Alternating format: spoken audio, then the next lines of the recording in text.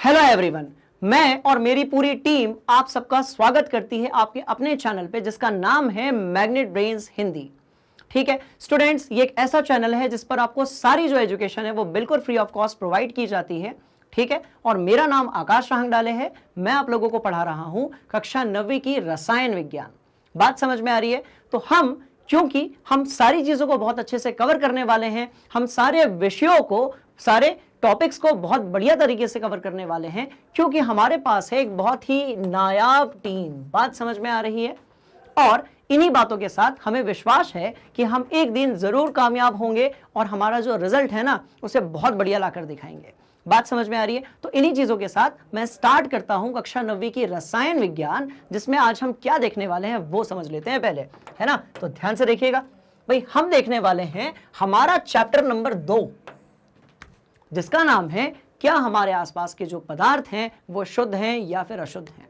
बात समझ में आ रही है? और इसमें हम कवर करेंगे एनसीईआरटी सॉल्यूशंस। मतलब ये कि इसके पहले हम इसके टॉपिक वाइज वीडियोस, ठीक है, और वन शॉट वीडियो जो है वो ऑलरेडी बना चुके हैं। बात समझ में आ रही है? और अब हम देखने वाले हैं एनसीईआरटी सॉल्यूशंस। तो चलिए स्टार्ट करते हैं और देखते हैं कि रसायन विज्ञान के इस पिटारे में कौन सी चीजें दी गई हैं। बात समझ में आ रही है? देखते हैं पहला जो सवाल है ना उसमें क्या पूछा गया है आपसे। याद रहे, पहले हम किताब के अंदर जो इंटेक्स्ट क्वेश्चंस हैं पहले उनको करेंगे, उसके बाद फिर हम अभ्यास प्रश्न यानी कि एक्सरसाइज की तरफ चलेंगे। तो पहले सवाल में इन्होंने पूछा है कि शुद्ध पदार्थ से आप क्या समझते हैं। बात समझ में आ रही है? तो आपको बताना है कि भाई शुद्ध पदार्थ जो होगा वो क्या होता है। तो हमने देखा था कि जो हमारे आसपास के पदार्थ होते हैं वो दो तरीके से पाए जाते हैं। एक तो शुद्ध है जैसे कि तत्व और यौगिक, दूसरा जो है वो अशुद्ध है। अशुद्ध है रासायनिक विज्ञान के नजरिए से। बात समझ में आ रही है? जिसमें आपके मिश्रण पाए जाते हैं, है ना? तो शुद्ध में आ गए तत्व और यौगिक, अशुद्ध में क्या आ गए भी? तो मिश्रण आ गए। ठीक, तो क्या पूछा गया है? शुद्ध पदार्थ क्या है? जिनका रासायनिक सूत्र होता है, जिनको किसी भी अनुपात में मिला दिया जाए उनके रासायनिक सूत्र में, रासायनिक फॉर्मूले में द्रव्यमान में परिवर्तन नहीं आता है, ऐसे सारे पदार्थ क्या कहलाते हैं भाई? शुद्ध पदार्थ कहलाते हैं। मतलब ये कि ये सारे पदार्थ जो हैं वो एक ही प्रकार के कणों से मिलकर बने होंगे, ठीक है, और उस पदार्थ में मौजूद सभी कण समान रासायनिक प्रकृति के होंगे। यानी कि ये कि सबका जो सूत्र होगा ना, रासायनिक सूत्र जो होगा सभी का, वो कैसा होगा भाई? एक समान जैसा होगा। समझने की कोशिश करते हैं, ध्यान से देखिएगा। ये सारी चीजों को आप पहले से जानते हो। मैंने लिया यहां पर एक लोहे की छड़। क्या ली भाई? लोहे की छड़ ली गई है, ठीक है। बात समझ में आ रही है? अब आप ध्यान से देखिए, इतनी बड़ी छड़ में इसका जो हर एक कण होगा, हर एक परमाणु होगा, वो किसका होगा? तो वो भाई लोहे का होगा। और लोहे का आपका सिंबल क्या है? तो Fe है ना? तो ये आपका लोहा है। ध्यान से देखिए, तो हर एक कण किसका होगा? तो भाई लोहे का होगा।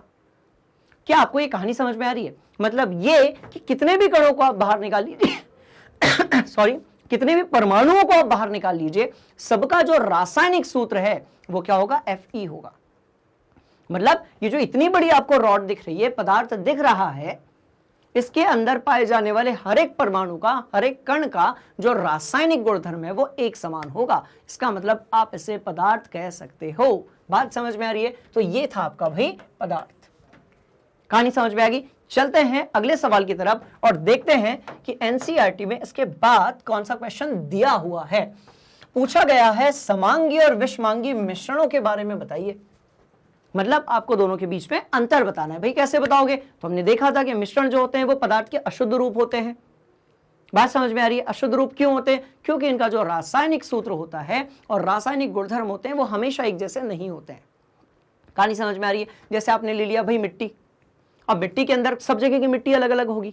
राजस्थान की अलग होगी, जम्मू कश्मीर की अलग होगी। बात समझ में आ रही है? सभी जगह की जो मिट्टी, आप भूगोल में पढ़ा होगा ना आपने, तो मिट्टी के अंदर पाए जाने वाले जो रसायनों की संख्या है वो कैसी होगी? वो अलग अलग होगी। बात समझ में आ रही है? पर सभी जगह पर रसायन विज्ञान एक जैसी है, इसलिए उसको समझना बड़ा आसान है।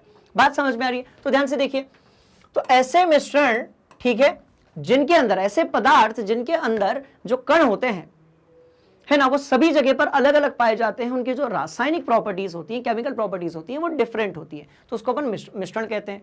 अभी जो मिश्रण है ना, ये भी दो भाग में विभाजित है भाई। एक तरफ तो समांगी है और दूसरी तरफ विषमांगी है। क्या आपको ये कहानी समझ में आ रही है? तो समांगी मिश्रण क्या होंगे भाई? समांगी मिश्रण क्या होंगे? तो देखिए, इसमें जो कणों की बनावट होती है ना, वो एक समान होती है, पहली बात। दूसरी बात, इसके घटकों के बीच अलग होने की कोई सीमा नहीं होती है।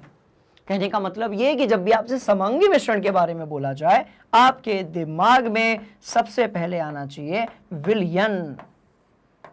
सबसे पहले आपके दिमाग में क्या आना चाहिए भाई? विलयन। पर जब बात विषमांगी की होगी तो क्या होगा? कणों की जो बनावट है भाई वो एक समान नहीं होती है, पहली बात।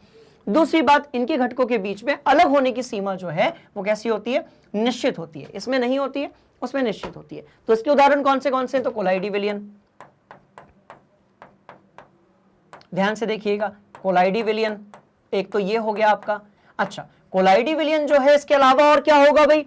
तो आपका निलंबन होगा। और कौन सा होगा? तो भाई निलंबन होगा। कहानी समझ में आ रही है? तो कैसा हो जाएगा? निलंबन हो जाएगा। ठीक, तो विषमांगी और समांगी। अच्छा, एग्जाम्पल भी ले लेते हैं, ध्यान से देखिएगा। तो ये हो गया आपका नींबू पानी। ये क्या हो गया आपका? ये हो गया आपका नींबू पानी। अच्छा, निलंबन का क्या ले लेते हैं? रेत वाला पानी, रेत वाला, कचरे वाला पानी। बात समझ में आ रही है? तो कहानी बड़ी इंटरेस्टिंग है। ठीक है, और कोलाइडी विलयन का क्या होगा? तो कोलाइडी विलयन का आप कोई भी ले सकते हैं, जैसे कि आपने लिया हवा, हवा ले लिया, इसमें बहुत सारी चीजें जो है वो आपस में मिली हुई है, तो वो हो गया आपका कोलाइडी विलयन। बात समझ में आ रही है? और भी बहुत सारी चीजें ले सकते हैं आप, कोहरा ले सकते हैं, जेल ले सकते हैं, सोल ले सकते हैं। बात समझ में आ रही? तो ये बहुत सारी चीजें आप ले सकते हैं। तो एक तरफ है समांगी, एक तरफ है विषमांगी। कहानी समझ में आई? चलते हैं अगले सवाल की तरफ, ध्यान से देखिएगा। अब अगले सवाल में इन्होंने क्या पूछा है हमसे? उदाहरण के साथ समांगी और विषमांगी मिश्रण बताने। मतलब इसके पहले जो हमने सवाल किया था वो इसी क्वेश्चन का एक छोटा रूप था। अब इस सवाल को हम बढ़िया से समझेंगे और देखेंगे कि जो समांगी है और विषमांगी मिश्रण है उसके बीच में एक्चुअली अंतर कैसे होता है, कैसे डिफरेंस होता है। बात समझ में आ रही है? तो ध्यान से देखिए। तो भाई पहले बात की जा रही है समांगी के बारे में और उसके बाद की जाएगी विषमांगी के बारे में। क्या कहा गया है? ध्यान से देखिए। समांगी मिश्रण ऐसे मिश्रण को कहते हैं जिसकी बनावट पूरे मिश्रण में एक समान होती है। अब इसके उदाहरण देख लेते हैं भाई। तो क्या होगा? जल में नमक यानी कि नमकीन जल। अच्छा, इसके बाद मीठा जल यानी कि चीनी वाला जल। यहां पर मीठे जल का मतलब मृदु जल नहीं है, मैं स्वाद जो है उसकी तुलना में बात कर रहा हूं। इसी तरीके से जल में क्या भाई? कॉपर सल्फेट मिला दिया और अल्कोहल में आयोडीन मिला दिया और हवा। बात समझ में आ रही है? तो देखिए, हवा में भी थोड़ा सा डाउट है।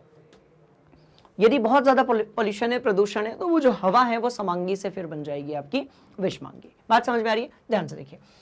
विषमांगी मिश्रण में क्या होता है? इसकी जो संरचना या बनावट होती है वो पूरे मिश्रण में एक समान नहीं होती है।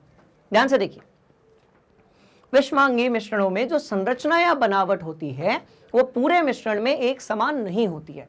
उदाहरण लेते हैं भाई। तो उदाहरण के लिए सोडियम क्लोराइड और लोहे की छीलन। मतलब आपने यदि सोडियम क्लोराइड लिया और इसमें आपने ले लिया लोहे की छीलन, भाई ये कहां मिलेगी? अब सवाल पैदा होता है लोहे की छीलन कहां पर मिलेगी? तो आप देखिए, जहां पर वेल्डिंग वाला काम होता होगा, जहां पर लोहे का काम होता होगा, जहां पर लोहे को काटने का काम होता होगा, वहां पर आप देखेंगे तो जमीन पर बहुत सारी जो है लोहे का पाउडर पाया जाता है, उसी को हम कहते हैं लोहे की छीलन। तो दोनों को मिलाया तो क्या मिला? आपको मिला विषमांगी मिश्रण। इसी तरीके से आप बात कर रहे हैं नमक और सल्फर की। सल्फर यानी कि गंधक, और उसके साथ क्या मिला दिया भाई? नमक। तो वो जो चीज मिली ना उसको हम बोलेंगे विषमांगी मिश्रण। अच्छा, अब बात हो रही किसकी? जल और तेल। जल और तेल की बात हो रही है। आपने यदि पानी में केरोसिन या पेट्रोल मिला दिया तो वो बन गया एक प्रकार का विषमांगी मिश्रण। क्या आपको कहानी समझ में आ रही है? बिल्कुल समझ में आ रही है। तो ध्यान से देखिए, समांगी मिश्रण, विषमांगी मिश्रण। क्या इसमें? इसका पहले तो एक स्क्रीनशॉट ले लीजिए, जल्दी से ले लिया। देखते हैं इसमें कुछ और चीजें भी दी हुई हैं क्या, देखते हैं। तो बिल्कुल दिया हुआ है, नहीं नहीं नहीं, इसी में काम खत्म हो जाएगा। चलो, तो समांगी देख लिया, विषमांगी देख लिया और सबके क्या देख लिए भाई? उदाहरण देख लिए। इसके बाद जो है अगला सवाल है उसको देख लेते हैं। बात समझ में आ रही है? अब अगले सवाल में क्या पूछा गया है?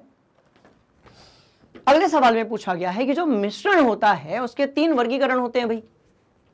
कौन से होते हैं? तो एक तो विलयन होता है जिसको आप समांगी कहते हो, एक जो है वो असमांगी होता है जिसको आप निलंबन कहते हो, और ऐसा ही एक और होता है विषमांगी या असमांगी। जिससे आप क्या कहते हो भाई, कोलाइडी विलयन कहते हो। तो ध्यान से देखिएगा, विलयन जो है ये कैसा है, समांगी है, होमोजीनियस है, और ये दोनों जो है ना ये विषमांगी है। याद रखिएगा, ये कैसे हैं, विषमांगी है या असमांगी बोल सकते हैं आप इसे।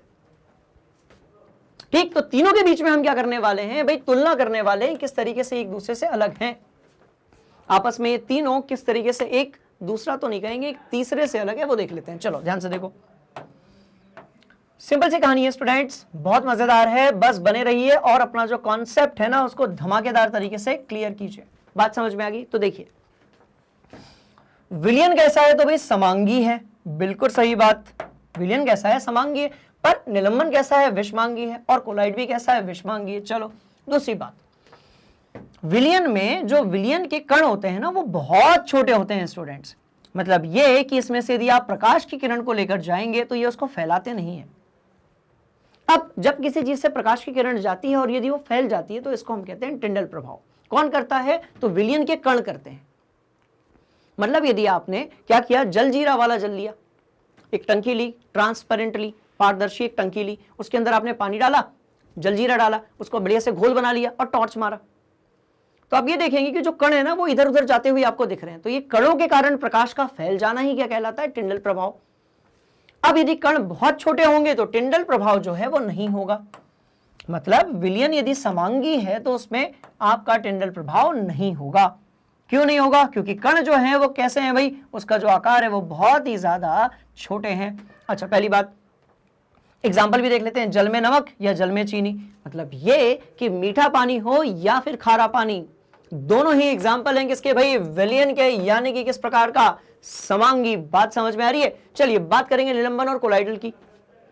अब क्या होता है, यदि कणों का आकार थोड़ा बढ़ा दिया जाए तो क्या बन जाता है, कोलाइडी विलयन। बहुत बढ़ा दिया जाए तो क्या बन जाता है, निलंबन।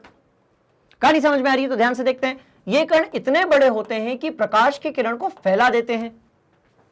किसी विलयन के कण यदि प्रकाश की किरण को फैला देते हैं तो उसे ही हम कहते हैं टिंडल प्रभाव। ठीक है, तो इस प्रकार इसको हम क्या कहते हैं भाई, टिंडल प्रभाव कहते हैं। वे काफी स्थिर होते हैं, इसके जो कण होते हैं वो देखने में कैसे होते हैं, थोड़े से स्थिर होते हैं। ठीक है, कोलाइडी विलयन का क्या होगा, तो भाई दूध होगा और धुआं होगा। बात समझ में आ रही है? धुआं अलग चीज है, वायु अलग चीज है, कंफ्यूज नहीं होना है स्टूडेंट्स। ठीक है, तो जो दूध है वो एक प्रकार का क्या है, कोलाइडी विलयन है, जो धुआं है वो भी एक प्रकार का कोलाइडी विलयन है ना। चलिए, जो दूध है उसको आप इमल्शन भी कहते हो, वो भी याद रखेंगे। अब बात हो रही है निलंबन की। मतलब ये कि जो कणों का आकार है ना वो बहुत बड़ा है, सबसे छोटे किसमें, विलयन में, उससे थोड़े बड़े किसमें, कोलाइडी सॉल्यूशन में, और सबसे बड़े किसमें, निलंबन में लिखा हुआ है। तो ये जो कण रहेंगे ये प्रकाश की किरण को क्या करेंगे भाई, फैला देंगे, और इस प्रकार ये भी टिंडल प्रभाव को दिखाते हैं। तो आपके जो निलंबन है और कोलाइडी विलयन है वो टिंडल प्रभाव दिखाते हैं, पर आपका जो विलयन है यानी कि समांगी मिश्रण है वो टिंडल प्रभाव नहीं दिखाता है। तो चलिए यहां से तो अंतर जो है वो साफ साफ दिख रहा है। अब इसके उदाहरण क्या होंगे, तो जल में बालू डाल दी, अब यदि आपने रेत मिला दिया जल में तो वो क्या हो गया भाई, वो हो गया निलंबन, यानी एक प्रकार का विषमांगी विलयन। ठीक है, और क्या हो गया, दूषित वायु। याद रहे, वायु जो है वो विलयन है, दूषित वायु जो है वो एक प्रकार का निलंबन है। कहानी समझ में आ रही है? चलिए देखते हैं और क्या दिया हुआ है इसका, बढ़िया से आप स्क्रीनशॉट ले लीजिए। बात समझ में आ रही है? और इसको कॉपी में लिखते भी जाइए, इसको कॉपी में लिखते भी जाइए, और जो इंपॉर्टेंट चीजें मैं बताता हूं ना उसको हम मार्जिन के ऊपर लिखना स्टार्ट कीजिए स्टूडेंट्स। बात समझ में आ रही है? आगे बढ़ते हैं, तो ध्यान से देखिए। अब पूछा गया है कि एक संतृप्त विलयन बनाने के लिए एक प्रकार का सवाल दिया गया है। संतृप्त विलयन बनाने के लिए 36 ग्राम है सोडियम क्लोराइड को 100 ग्राम जल में मिलाया गया है। सबसे पहले यह बात समझते हैं कि संतृप्त विलयन क्या है। तो भाई संतृप्त विलयन का मतलब होता है कि जिसमें और ज्यादा विलय नहीं घोला जा सकता। मतलब आपके पास यदि जल कितना है, 100 ग्राम है, और उसमें सोडियम क्लोराइड जिसको आप नमक कहते हो, NaCl हो गया, वो कितना घोला जा सकता है, सिर्फ 36 ग्राम। 36 ग्राम से ज्यादा नमक जल में नहीं घुलेगा। यदि ऐसा कोई विलयन है जिसमें एक समय के बाद विलय नहीं घुल पा रहा है तो उसको हम बोलेंगे संतृप्त विलयन। जब तक घुल रहा था असंतृप्त था, जैसे ही घुलना बंद हुआ मतलब कि अब उससे ज्यादा नमक उसमें नहीं आ सकता, तो कैसा हो गया भाई, संतृप्त हो गया। बात समझ में आ रही है? मतलब 36 ग्राम नमक को यदि आप 100 ग्राम जल में डालेंगे तो जो विलयन मिलेगा वो मिलेगा आपको संतृप्त। बात समझ में आ रही है? तो वही पूछा गया है। एक संतृप्त विलयन बनाने के लिए 36 ग्राम सोडियम क्लोराइड को 100 ग्राम जल में मिलाया गया, किस तापमान पे? तो 293 केल्विन पर। वो डिग्री सेल्सियस में भी हो सकता है, 293 आपका क्या हो गया भाई? केल्विन पर हो गया, है ना। कभी डिग्री सेल्सियस में देते हैं, कभी केल्विन में देते हैं। आपको बतानी है इसकी सांद्रता। क्या बतानी है? सांद्रता। तो आप याद करें सांद्रता कैसे निकाली थी? विलेय का द्रव्यमान, विलेय का द्रव्यमान, है ना। बात समझ में आ रही है? डिवाइड बाय विलियन का, विलियन का द्रव्यमान। कहानी समझ में आ रही है स्टूडेंट्स? क्लियर? तो भाई किसका? विलियन का द्रव्यमान गुणा, अभी यदि प्रतिशत में निकालना है तो 100 से गुणा कर दो, नहीं निकालना है तो कोई बात ही नहीं है फिर, है ना। बात समझ में आ रही है? चलो 100 से गुणा कर देते हैं। 100 बना नहीं? 100 बन जा भाई, ये 100 बन गया, ठीक है, 100 बन गया, ठीक। तो इस तरीके से आप क्या कर सकते हो भाई? विलेय का द्रव्यमान डिवाइड बाय आपका जो रहेगा विलियन का द्रव्यमान, ठीक है। तो देख लेते हैं, इसका है आपका 36, विलायक का है 100, तो विलियन का कितना हो जाएगा भाई? तो विलियन का हो जाएगा 36 में 100 को जोड़ा तो कितना आया भाई? 136। कहानी समझ में आ रही है? क्योंकि NaCl जो है वो जल में घुलनशील है। तो नीचे की तरफ क्या है? देखो यहां पर 36 रखा गया, यहां पर 136 रखा गया। कहानी समझ में आ रही है? तो बस इस तरीके से कहानी जो है वो चलती रहेगी, है ना। तो यहाँ 36, 136, 100 से गुणा किया, कितना आया भाई? तो जो सांद्रता निकल कर आई ना, जो सांद्रता निकल कर आई यहां से, ठीक है, जो सांद्रता निकल कर आई यहां से, वो कितनी निकल कर आई वो भी समझ लेते हैं हम लोग, ठीक है ना। ध्यान से देखो, तो वो निकल कर आई आपकी 26.47%। तो ये होगा आपका आंसर। कहानी समझ में आ रही है? तो क्या देखना है? क्या क्या सीखा भाई? संतृप्त विलयन सीखा। सीखा क्यों? क्योंकि सिर्फ प्रश्न नहीं लगाने हैं, कॉन्सेप्ट भी सीखना है साथ में। परीक्षा में यदि आप सिर्फ क्वेश्चन लगाओगे, परीक्षा में थोड़ा घुमा फिरा कर आ गया और यदि आपके कॉन्सेप्ट्स हिले हुए हैं तो रिजल्ट भी हिल जाएगा। कहानी समझ में आ रही है? इसलिए कॉन्सेप्ट भी सीखना है, सवाल भी लगाने हैं। बात समझ में आ रही है? तो ये इस तरीके से आप इसको सॉल्व करेंगे। क्लियर हो गया? आगे बढ़ते हैं अगले सवाल की तरफ, ठीक है। ध्यान से देखिएगा, क्या पूछा गया भाई? पेट्रोल और मिट्टी का जो तेल है ना, जो कि आपस में घुलनशील है, बिल्कुल है, क्योंकि दोनों ही हाइड्रोकार्बन है। पेट्रोल और मिट्टी का जो तेल है वो दोनों एक दूसरे में कैसे हैं भाई? घुलनशील है, दोनों ही हाइड्रोकार्बन है। तो क्या होगा? ध्यान से देखिएगा, क्या बोला जा रहा है। तो जो भी बोला जा रहा है उसको समझ लेते हैं, ठीक है। आपस में भाई घुलनशील है, ठीक है। इसको आप पृथक कैसे करेंगे? ऐसा कौन सा तरीका है कि पेट्रोल और मिट्टी का जो तेल है उसको आप पृथक करना कैसे करेंगे? पृथक कैसे करेंगे? तो सीधी सी बात है, पेट्रोल तथा मिट्टी के तेल के क्वथनांकों में 25 डिग्री सेल्सियस से अधिक का अंतराल है। ओके, द्रव यदि घुलनशील है तो दो अवस्थाएं आती हैं। बहुत सारे द्रव आपस में यदि घुलनशील हैं तो दो कंडीशंस आती हैं। पहली, यदि क्वथनांक के बीच में जो अंतर है वो बहुत ज्यादा है, 25 डिग्री सेल्सियस से ज्यादा है, तो आप सरल आसवन विधि अपनाते हैं। तापमान यदि कम है, अंतर यदि कम है तापमानों में, तो आप अपनाते हैं सरल आसवन विधि। पर यदि तापमान में अंतर जो है वो 25 डिग्री सेल्सियस से कम है, ज्यादा है तो सरल आसवन और कम है तो, कंफ्यूज नहीं होना, ध्यान से देखना। देखो अंतर यदि कितना है, लिख लेते हैं इसको, अंतर कितना है? 25 डिग्री सेल्सियस से कैसा है भाई?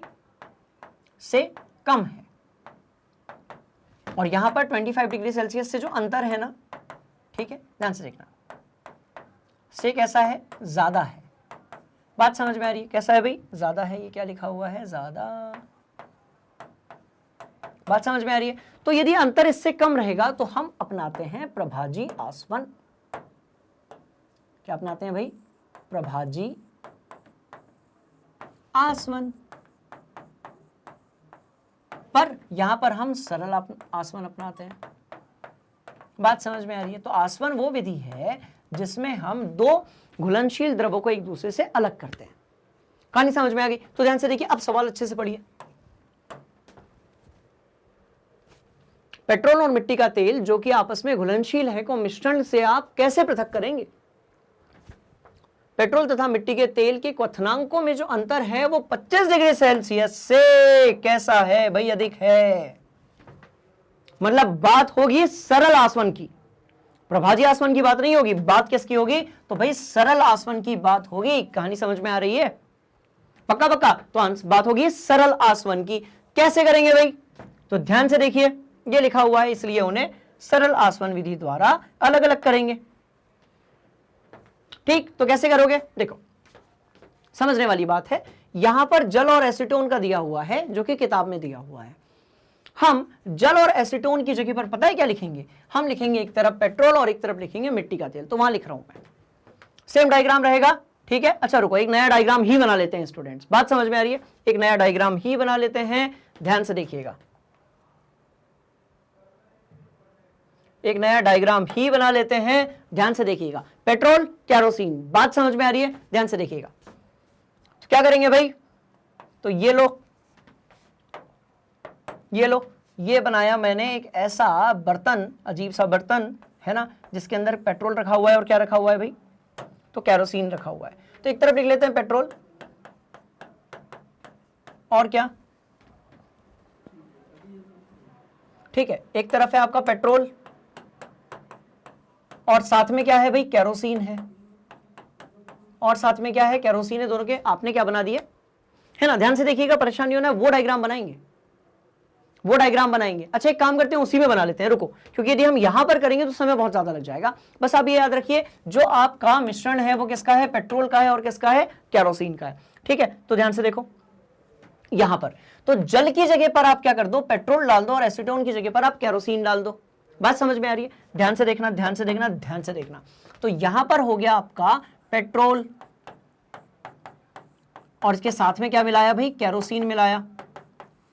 अब दोनों का जो क्वथनांक है ना, वो अलग अलग है, और उसके बीच में अंतर भी बहुत ज्यादा है। पेट्रोल जो है वो जल्दी वाष्पीकृत हो जाता है, और जो आपका कैरोसिन है वो देर से होता है। आप कैसे करेंगे? ध्यान से देखना। अब हम इसको यहां से गर्म कर रहे हैं। याद रहे, अंदर ऑक्सीजन नहीं होनी चाहिए, नहीं तो आग लग जाएगी, ब्लास्ट हो जाएगा, धमाका हो जाएगा। ऐसे धमाके नहीं करने, धमाके करने एग्जामिनेशन में तैयारी के साथ। बात समझ में आ रही है? मतलब आपके रिजल्ट में। बात समझ में आ गई? चलो, क्या है भाई? तो इसको थोड़ा और क्लियर लिख देते हैं। पेट्रोल है, ध्यान से देखना, पेट्रोल के साथ में क्या है? तो कैरोसिन है ना? इधर वाले पार्ट को हटा देते हैं, आप कंफ्यूज नहीं होंगे बिल्कुल भी। ध्यान से देखिएगा, बस याद रखें, जल और एसीटोन की जगह हमने क्या लिया हुआ है, क्योंकि डायग्राम जो है वो किताब का है। तो पेट्रोल और कैरोसिन है। गर्म करना स्टार्ट किया। जैसे ही आपने गर्म करना शुरू किया, सबसे पहले कौन उड़ा भाई? पेट्रोल उड़ा। सबसे पहले जो है वो किसमें वाष्पीकरण हुआ? तो वही वो पेट्रोल में हुआ। जैसे ही पेट्रोल में वाष्पीकरण हुआ तो कैरोसिन इधर ही रुक गया, और यहां से जा रहा है आपका पेट्रोल। अच्छा, जो पेट्रोल जा रहा है वो कैसा है? तो वो गैसियस रूप में है, वो गैसीय रूप में है। पेट्रोल जो है वो कैसे जा रहा है? तो भाई उसका वो कौन सी अवस्था है? गैसीय अवस्था है। बात समझ में आ रही है? गैसीय अवस्था है। तो यहां से पेट्रोल जा रहा है, ये देखो पेट्रोल यहां से जा रहा है। ऐसे क्यों जा रहा है? क्योंकि पेट्रोल का क्वथनांक कम होता है, और आपका जो कैरोसिन होता है इसका क्वथनांक ज्यादा होता है। मतलब पेट्रोल जल्दी वाष्पीकृत होगा, और कैरोसिन जो है वो बाद में वाष्पीकृत होगा। बात समझ में आ गई? तो यहां से पेट्रोल गया गैसीय अवस्था में। अब ध्यान से देखो, यहां से क्या भेजा है आपने? शीतल जल। ठंडा पानी जो है वो अपने साथ ठंडक लेकर जाएगा, और जो पेट्रोल है वो गैसियस रूप में है, ठीक है, गैस के रूप में है, तो वो अपने साथ गर्माहट लेकर जाएगा। अब जब यहां से पेट्रोल जाएगा तो वो अपनी पूरी जो गर्मी है वो किसको दे देगा भाई? शीतल जल को दे देगा। तो उसने अपनी पूरी जो गर्मी है वो किसको दे दी? शीतल जल को दे दी। जो पानी है वो ठंडे से गर्म हो गया, और जो पेट्रोल है ना वो गैसीय अवस्था से किस में आ गया? तो ध्यान से देखिए, एसीटोन नहीं है, पेट्रोल है, तो वो किस में आ गया? तो पेट्रोल अब किस में आ गया? द्रव में आ गया। तो ये हो गया हमारा द्रवीकृत पेट्रोल। कहानी समझ में आ रही है? तो पेट्रोल हो गया। बात समझ में आई? तो वहां गैसीय अवस्था में था, उसको आप ऐसे एक बर्तन से लेकर गए कि उसके आसपास जो है वो ठंडा जल जा रहा था। ठंडे जल से उसने क्या लिया भाई? शीतलता ली। उससे उसके जो अणु है वो पास पास में आ गए, और वो गैसीय अवस्था से किस में आ गया? आपके द्रवीय अवस्था में आ गया। कहानी समझ में आ रही है? तो इस बर्तन में क्या जमा हो गया? पेट्रोल जमा हो गया। इस बर्तन में क्या था? कैरोसिन था। यदि क्वथनांक में अंतर है तो उससे क्या होगा? ठीक है, कि जिसका क्वथनांक कम होगा वो जल्दी वाष्पीकृत होगा, जिसका ज्यादा होगा वो आराम से होगा। तो आपने इसके पेट्रोल के क्वथनांक तक आप लेकर आए, पेट्रोल निकल गया, बचा कौन? सिर्फ कैरोसिन। तो इस तरीके से आप पेट्रोल और कैरोसिन जो होगा उसको अलग अलग कर सकते हो। बात समझ में आ रही है? तो ये जो चीज मैंने आपको समझाई है, इसका थ्योरेटिकल पार्ट जो है वो इसके बाद यहीं पर दिया हुआ है। अब पहले इसका स्क्रीनशॉट ले लें। आपका प्रभाजी आसवन क्या है, सरल आसवन क्या है, इसके बारे में आप ध्यान से देख लें। कोई डाउट है तो आप मुझसे पूछ लें। अब चलते हैं इसके थ्योरेटिकल पोर्शन पे, है ना। ले लिया स्क्रीनशॉट, चलो आगे बढ़ते हैं। तो यहां से आप लिख सकते हैं भाई, सारा आपका जो सवाल है वो थ्योरेटिकल तरीके से भी दिया हुआ है। अब स्टूडेंट, क्योंकि ये क्वेश्चन बहुत बड़ा था इसलिए हमको इसको समझाने में थोड़ा आगे पीछे होना पड़ा, बट आप इसको नोट कर लीजिए और इसके बाद हम करने वाले हैं अगला सवाल। ध्यान से देखिएगा, इसको नोट कर लो और देखते हैं कि अगला जो सवाल है उसमें क्या दिया गया है। तो अगले सवाल में क्या दिया हुआ है ये देख लेते हैं। भाई कहा गया है कि आप सामान्य विधियों के नाम देंगे, आपको पृथक करना है भाई।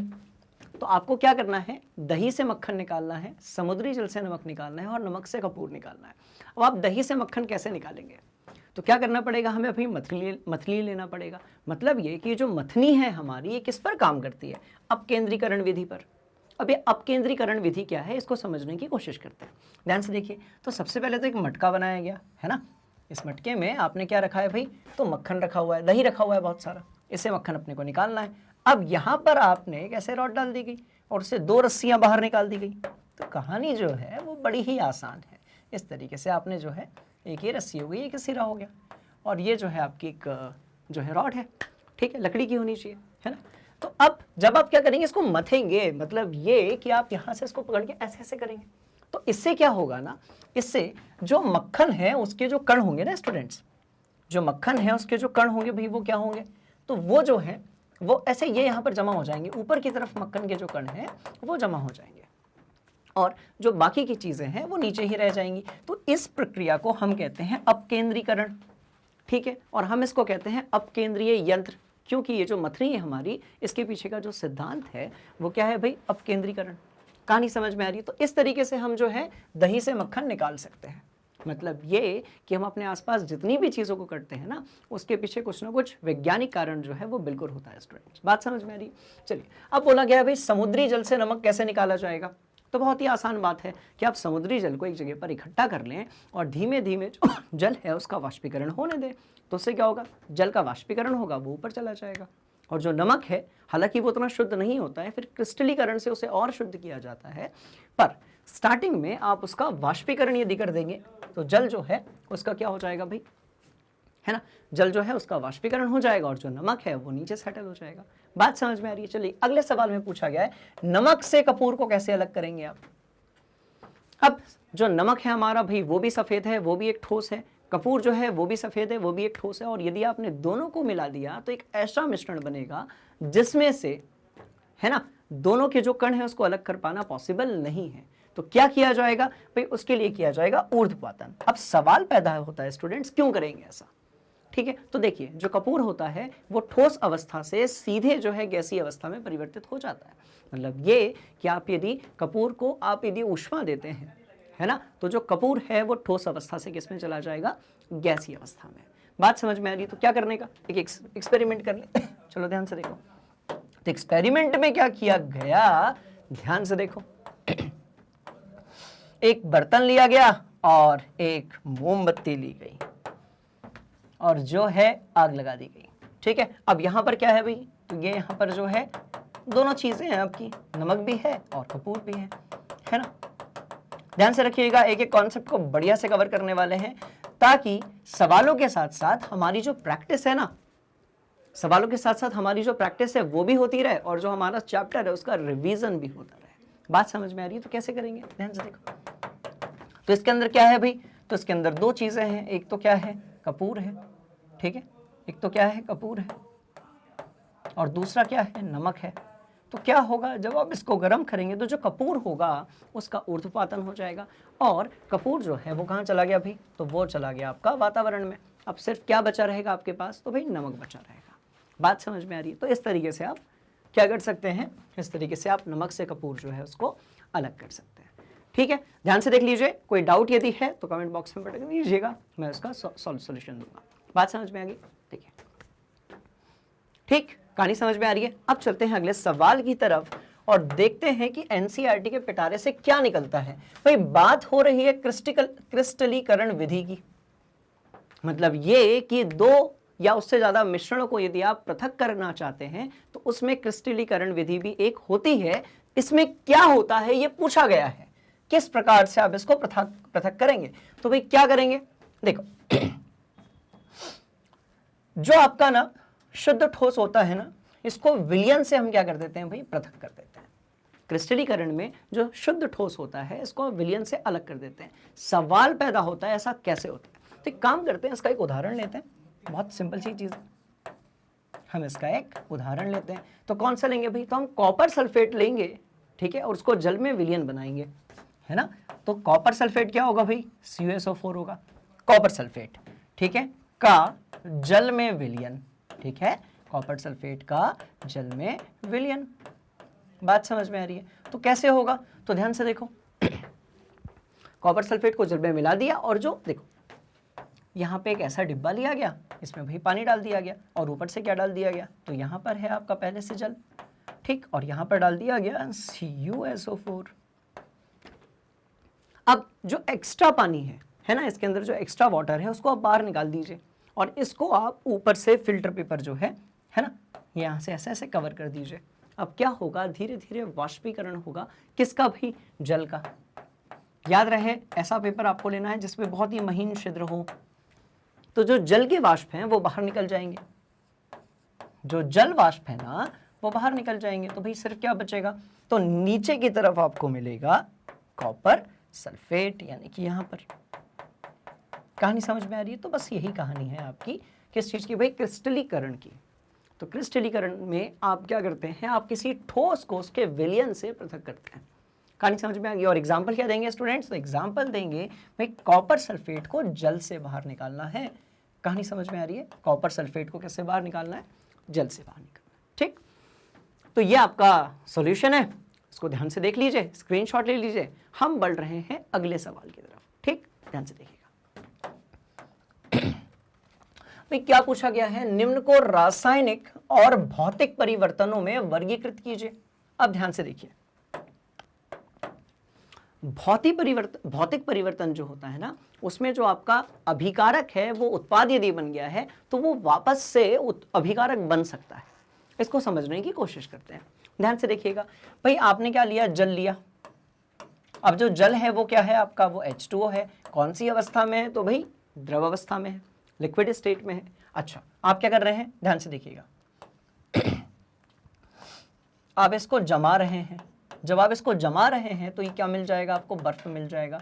अच्छा, बर्फ जो मिलेगा वो क्या होगा, तो भाई वो H2O होगा, बट कौन सी अवस्था में होगा, ठोस अवस्था में होगा, सॉलिड अवस्था में होगा, ठीक है। अब ध्यान से देखो, तो अभी ये क्या है, ये एक प्रकार का भौतिक परिवर्तन है, क्योंकि जिसके साथ ये हुआ उसकी जो रासायनिक, ठीक है, सूत्र है उसमें कोई भी परिवर्तन नहीं आया। तो ये एक प्रकार का भौतिक परिवर्तन है, ठीक है। अच्छा, आप यदि बर्फ से जल बनाना चाहें वापस से तो आप बना सकते हैं। तो ये क्या होगा, ये होगा आपका, कहां गया भाई, ये होगा आपका भौतिक परिवर्तन।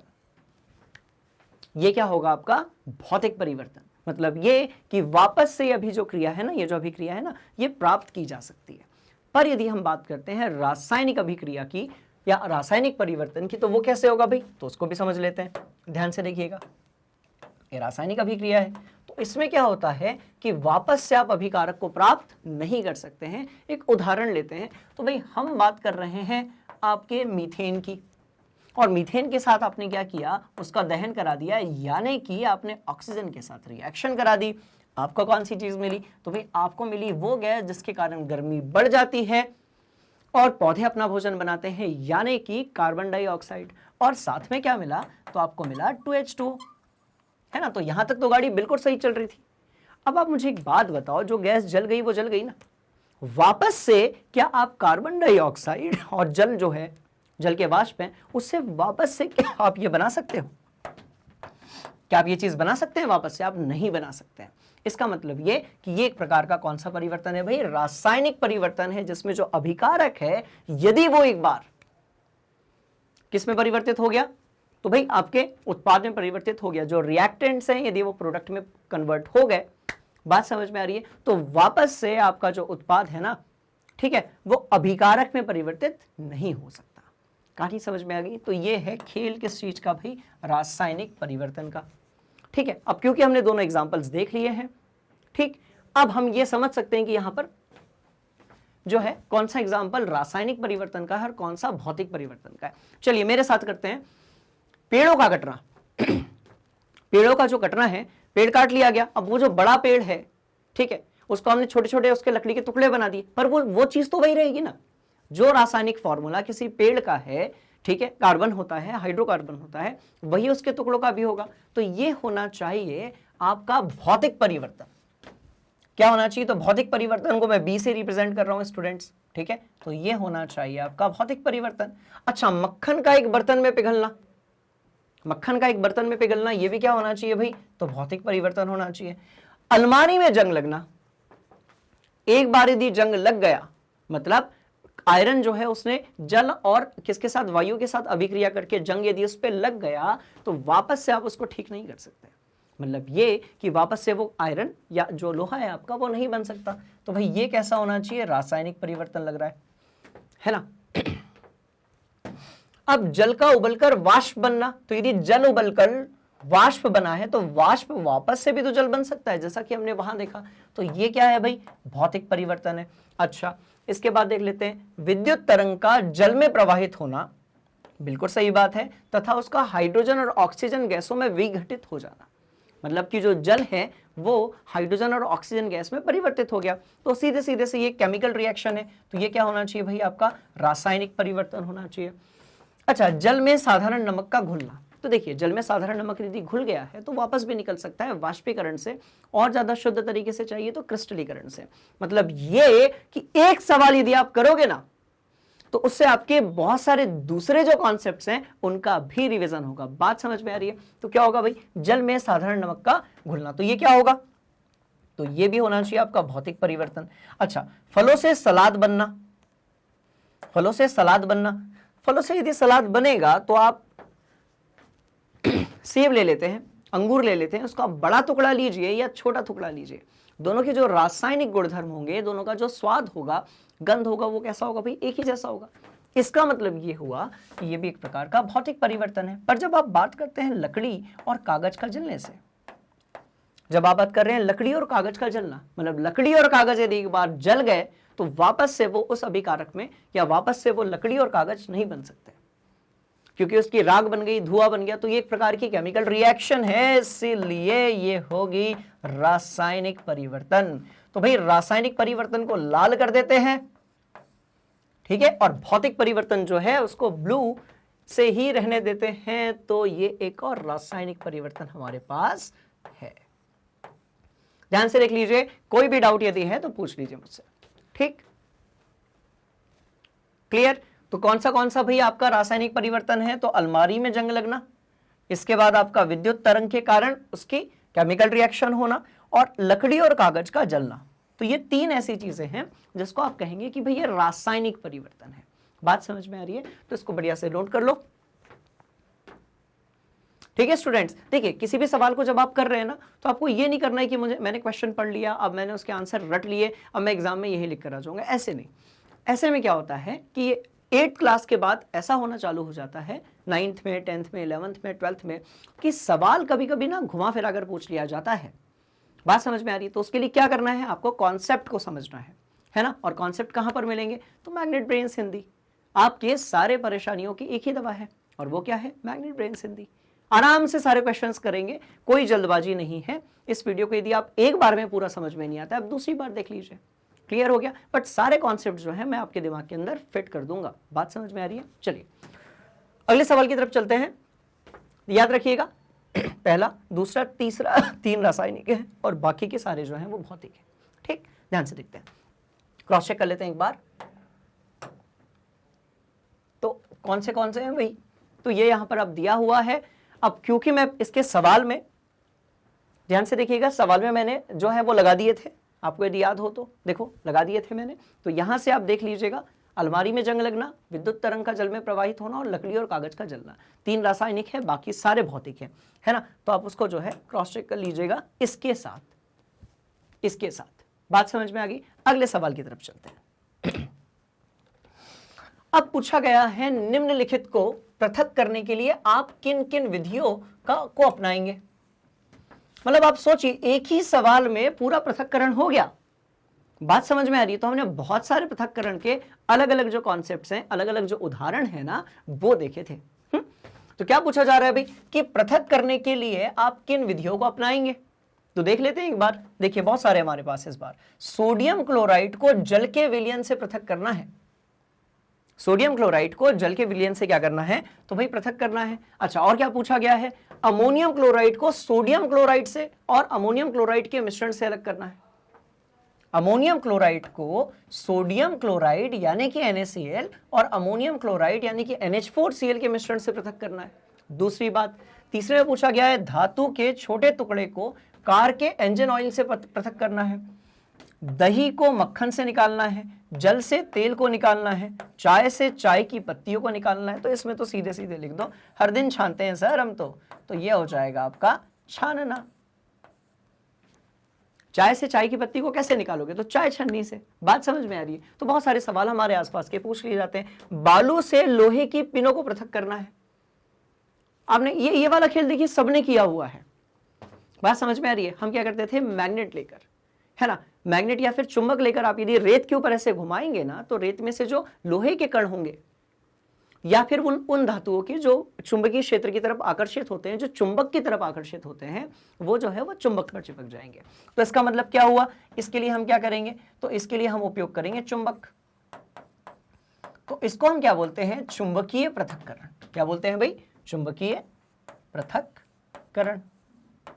कहानी समझ में आ रही है? तो हम देख लेते हैं पहले आसान वाले, उसके बाद फिर हम बढ़ेंगे आगे। अब भूसे से गेहूं को कैसे करना है भाई, तो भूसे से गेहूं कैसे करोगे भाई, तो आप इसको क्या कर सकते हो, फटकन, है ना, इस विधि से अलग कर सकते हो। आप यदि फटकेंगे तो उससे भूसा जो है वो किससे अलग हो जाएगा, गेहूं से अलग हो जाएगा। बात समझ में आ रही है? ठीक है, देखिए कितनी बेसिक चीजें पूछ रही है। पानी में तैरते हुए महीन मिट्टी के कण को पानी से अलग कैसे करोगे। महीन मिट्टी के कण हैं और आप यदि उसको पानी से अलग करना चाहते हो तो कैसे करोगे। और पूछा गया है पुष्प की पंखुड़ियों के निचोड़ से विभिन्न रंजकों को पृथक कैसे करोगे भाई। अभी देखिए ये जो रंजक है ना, इसका मतलब क्या है, इसका मतलब है आपका रंग। इसका मतलब क्या है, रंग। तो अलग अलग तरीके के जो रंग होते हैं उसको हम कैसे अलग करते हैं भाई, तो हमने देखा था क्रोमेटोग्राफी। हमने क्या देखा था, क्रोमेटोग्राफी, जिसमें हमने ये जाना था कि जल के साथ अलग अलग रंग का जो आपका क्या रहेगा भाई, आकर्षण बल रहेगा या घुलनशीलता रहेगी, वो कैसी रहेगी, अलग अलग रहेगी। तो जिसकी घुलनशीलता ज्यादा होगी, ठीक है, वो जल के साथ देर तक बना रहेगा। जिसकी घुलनशीलता कम है वो जल का साथ जल्दी छोड़ देगा। बात समझ में आ रही है? तो इसको हम किससे करेंगे, तो क्रोमेटोग्राफी से करेंगे। क्रोमेटोग्राफी। बात समझ में आ गई? तो मैंने आसान वाले भी लिख दिए हैं, जिसके लिए मुझे थोड़ी स्पेस चाहिए होगी वो मैंने नहीं लिखा है। तो मैंने कौन सा लिखा है, ध्यान से देखेंगे सारे स्टूडेंट्स हमारे, ठीक है। तो भाई छानना, अच्छा, चुंबकीय पृथक्करण, फिर फटकन हो गया आपका, फिर पानी में तैरते हुए, तो इसके लिए अभी बचा हुआ है और ये। अच्छा एक और देख लेते हैं भाई, जल और तेल दोनों के बीच में 36 का आंकड़ा है। जल और तेल आपस में मिलते ही नहीं है। तो आप यदि याद करो तो मैंने आपको पढ़ाया था पृथक्कारी कीप, ठीक है। तो इसके लिए हम कौन सा उपयोग करेंगे, तो हम यहां पर लिख देते हैं स्टूडेंट्स पृथक्कारी कीप, है ना। ध्यान से देखिए, पृथक्कारी कीप। बात समझ में आ रही है? तो आंसर क्या होगा आपका, पृथक्कारी कीप। कहानी समझ में आ गई? तो चलिए ये वाला भी हो गया हमारा। अच्छा, दही से मक्खन कैसे निकालेंगे, तो अभी थोड़ी देर पहले हमने पढ़ा था अपकेंद्रीय जो आपकी मशीन है उससे। तो कैसे निकालेंगे, तो भाई ये निकालेंगे हम अप, ठीक है, केंद्रीय, अब केंद्रीय यंत्र से आप निकालेंगे। यंत्र बोलिए, मशीन बोलिए, एक ही बात है। मथनी बोलिए ना, मथनी बोलिए, क्या फर्क पड़ता है, मथनी बोलिए।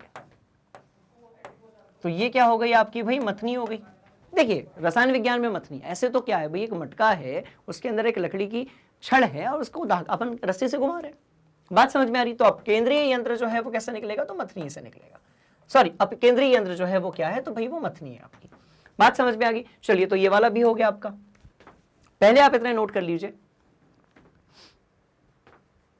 ठीक, पहले आप इतने नोट कर लीजिए और फिर देखते हैं ऊपर के जो 2 3 4 बचे हुए हैं, क्योंकि मुझे वहां पर स्पेस रिक्वायर्ड होगा तो मैं वहां पर वो फिर 1 बाय 1 बताऊंगा, है ना। तो एक बार फिर से देख लेते हैं भाई, दही से मक्खन कैसे, तो मथनी से यानी कि अपकेंद्रीय यंत्र से। इसके बाद जल से तेल कैसे निकालेंगे भाई, तो पृथक्कारी कीप हो गई, है ना। इसके बाद चाय से पत्ती, चाय पत्ती, ठीक है। उसके बाद बालू से लोहा कैसे, तो चुंबकीय पृथक्करण से निकालेंगे। इसके बाद भूसे से गेहूं कैसे, तो भाई फटकन विधि से। और लास्ट में है पुष्प की पंखुड़ियों से निचोड़े विभिन्न रंजकों को पृथक कैसे करेंगे। अलग अलग आपने फूल ले लिए, सबके आपने पंखुड़ियों को निचोड़ दिया, तो अलग अलग प्रकार का आपको रंग मिलेगा, अलग अलग रंजक मिलेंगे। वो सब कैसे होंगे भाई, तो वो सब मिलकर एक अलग ही प्रकार का कलर बना लेंगे। तो फिर आप क्या करेंगे, क्रोमेटोग्राफी करेंगे। स्टूडेंट्स क्या करेंगे, क्रोमेटोग्राफी। तो ये सारे देख लीजिए। इसके बाद जो बचे हुए हैं यानी कि ए, बी, सी और ये लास्ट वाला आई, ये 4 हम करेंगे अगली स्लाइड में, क्योंकि मुझे इधर स्पेस जो है वो रिक्वायर्ड है ना। स्क्रीनशॉट ले लिया, आगे बढ़ते हैं। तो अब देखते हैं कि यहां पर पहला, दूसरा, तीसरा और आई नंबर का जो है उसको हम कैसे सॉल्व करेंगे, ठीक। तो स्टूडेंट्स अब भाई सोडियम क्लोराइड क्या है, तो नमक है। बात समझ में आ रही। कभी कभी क्या होता है, चीजें बहुत आसान होती है पर उसका यदि रासायनिक नाम लिखा होता है तो आपका जो इंटरेस्ट है ना वो थोड़ा सा कम हो जाता है। तो इससे परेशान नहीं होना है, क्योंकि इसका असर आपके रिजल्ट पे पड़ेगा। तो याद रखें, सोडियम क्लोराइड है तो वो क्या है, वो एक प्रकार का नमक है। अब नमक को जल के विलयन से कैसे पृथक करेंगे भाई, तो सीधी सी बात है, नमक का यदि घोल है उसको बहुत देर तक आप रहने दीजिए, तो जो जल रहेगा वो वातावरण की ऊष्मा से वाष्पीकृत हो जाएगा। और आपको क्या मिलेगा, तो आपको मिलेगा फिर सिर्फ जल, जो नमक है आपका सोडियम क्लोराइड वो मिल जाएगा, और जो जल है वो वाष्पीकृत हो जाएगा। तो भाई ये कौन से हुआ, तो वाष्पीकरण हुआ। ये क्या हुआ, तो वाष्पीकरण हुआ। कहानी समझ में आ रही, तो कहानी बड़ी ही आसान है ना। तो इसमें कैसे करेंगे, वाष्पीकरण से। अब बात हो रही है अमोनियम क्लोराइड की, ठीक है, सोडियम क्लोराइड के साथ। मतलब एक ऐसा मिश्रण है जिसमें अमोनियम क्लोराइड है और सोडियम क्लोराइड है, ठीक है। तो दोनों को बना लेते हैं। तो अमोनियम क्लोराइड क्या होगा भाई, ध्यान से देखो। तो अमोनियम क्लोराइड होगा NH4Cl। अच्छा, सोडियम क्लोराइड क्या होगा, तो सोडियम क्लोराइड होगा आपका NaCl, ठीक है। तो दोनों कैसे हैं, तो ठोस है। ये भी आपका ठोस है और ये भी आपका ठोस है। दोनों जो है वो कैसे हैं, ठोस है। पर क्या है कि उसमें होता है ऊर्ध्वपातन।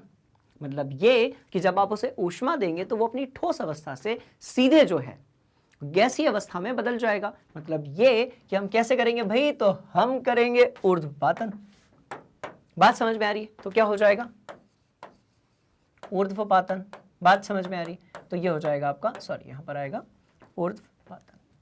बात समझ में आ गई, तो ये हो जाएगा आपका ऊर्ध्वपातन। तो पहला हो गया, ये वाला हो गया, दूसरा हो गया। अब पूछा गया है धातु के छोटे टुकड़े को कार के इंजन ऑयल से कैसे पृथक करेंगे। अब धातु का जो टुकड़ा है, छोटा टुकड़ा है, ठीक है, तो वो ठोस अवस्था में है, और जो इंजन ऑयल है वो कैसा है भाई, द्रव अवस्था में है। तो जिस तरीके से चाय पत्ती को आपने चाय से अलग किया था, वैसे ही आप धातु के टुकड़े को, है ना, जो इंजन ऑयल है उससे अलग कर सकते हैं। मतलब ये कि आप छानने से इसको अलग कर सकते हैं। तो इसका आंसर क्या होगा भाई, छानन। इसका आंसर जो है वो क्या होगा, छानन विधि। क्या लिख दिया मैंने, घानन लिख दिया। ये हो जाएगा आपका छानन। बात समझ में आ रही, तो छानन हो गया। अच्छा, इसके बाद क्या दिया हुआ है, पानी में तैरते हुए महीन मिट्टी के कण को पानी से कैसे अलग करोगे।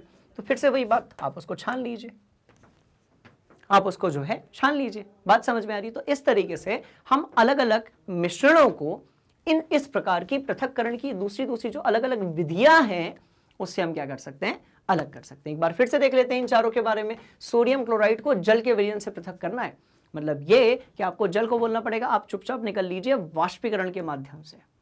तो जो जल है उसका हो जाता है वाष्पीकरण, बचा रह जाता है सिर्फ सोडियम क्लोराइड। कहानी समझ में आ रही है। दूसरे नंबर पे सोडियम क्लोराइड को आपने मिलाया अमोनियम क्लोराइड के साथ में।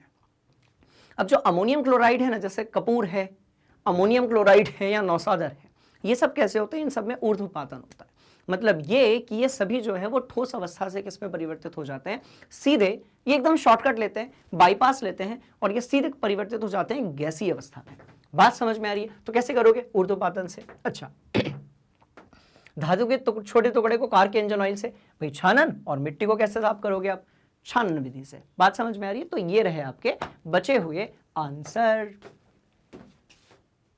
स्क्रीनशॉट लेंगे, सभी बच्चे अपनी कॉपी में लिखेंगे। कोई डाउट यदि होगा तो कमेंट बॉक्स में उस डाउट को मुझसे पूछ लेंगे।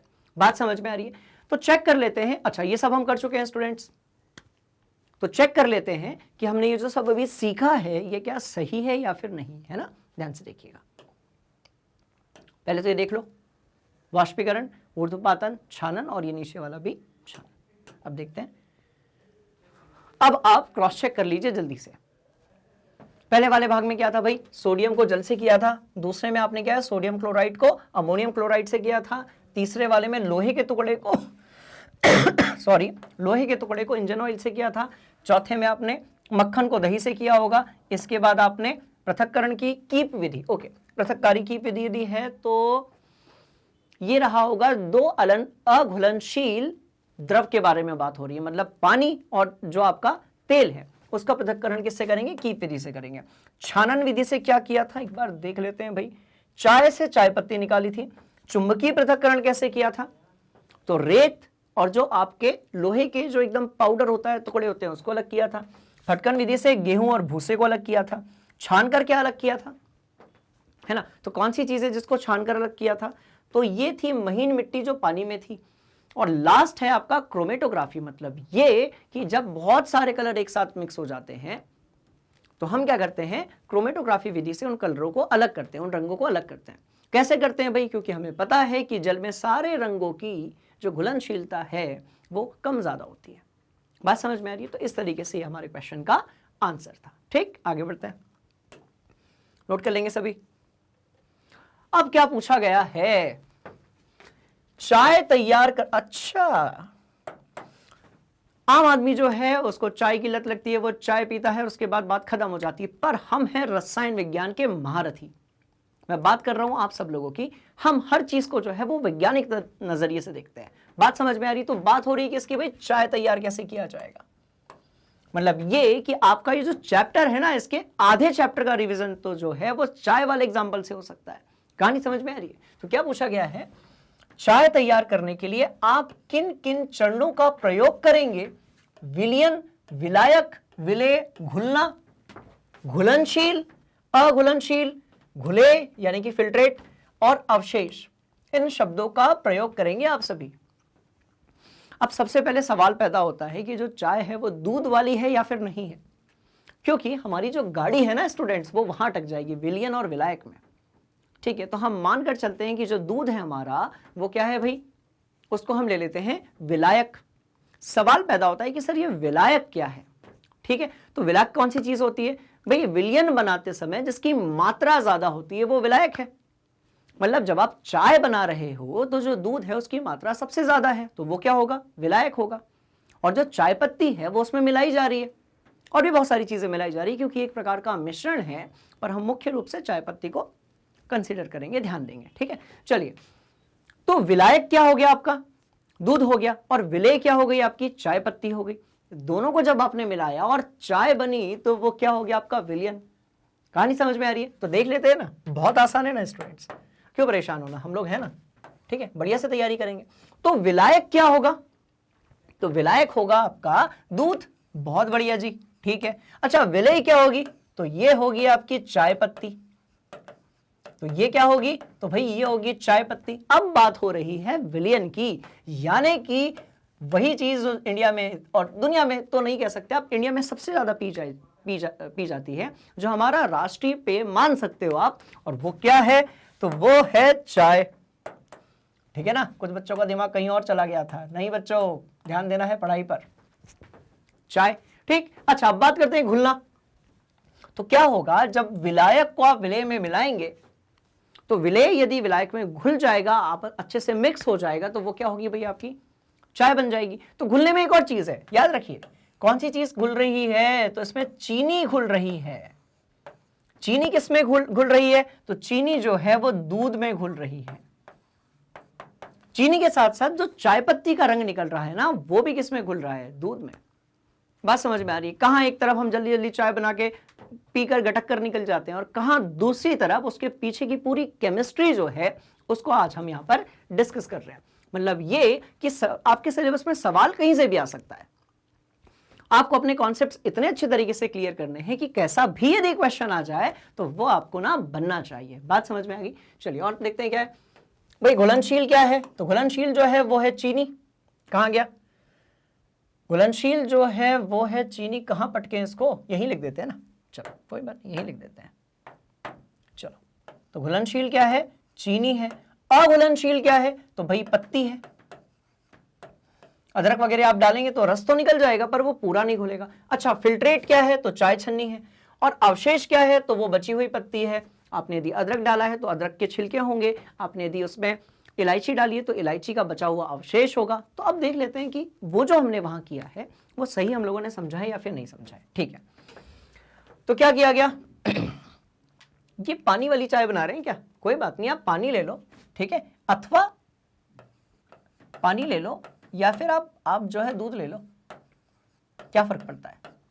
जिनको एसिडिटी है, ठीक है, वो पानी वाली चाय पी ले, जिनको नहीं है ना, वो दूध वाली चाय पी ले, क्या फर्क पड़ता है? चलो ना।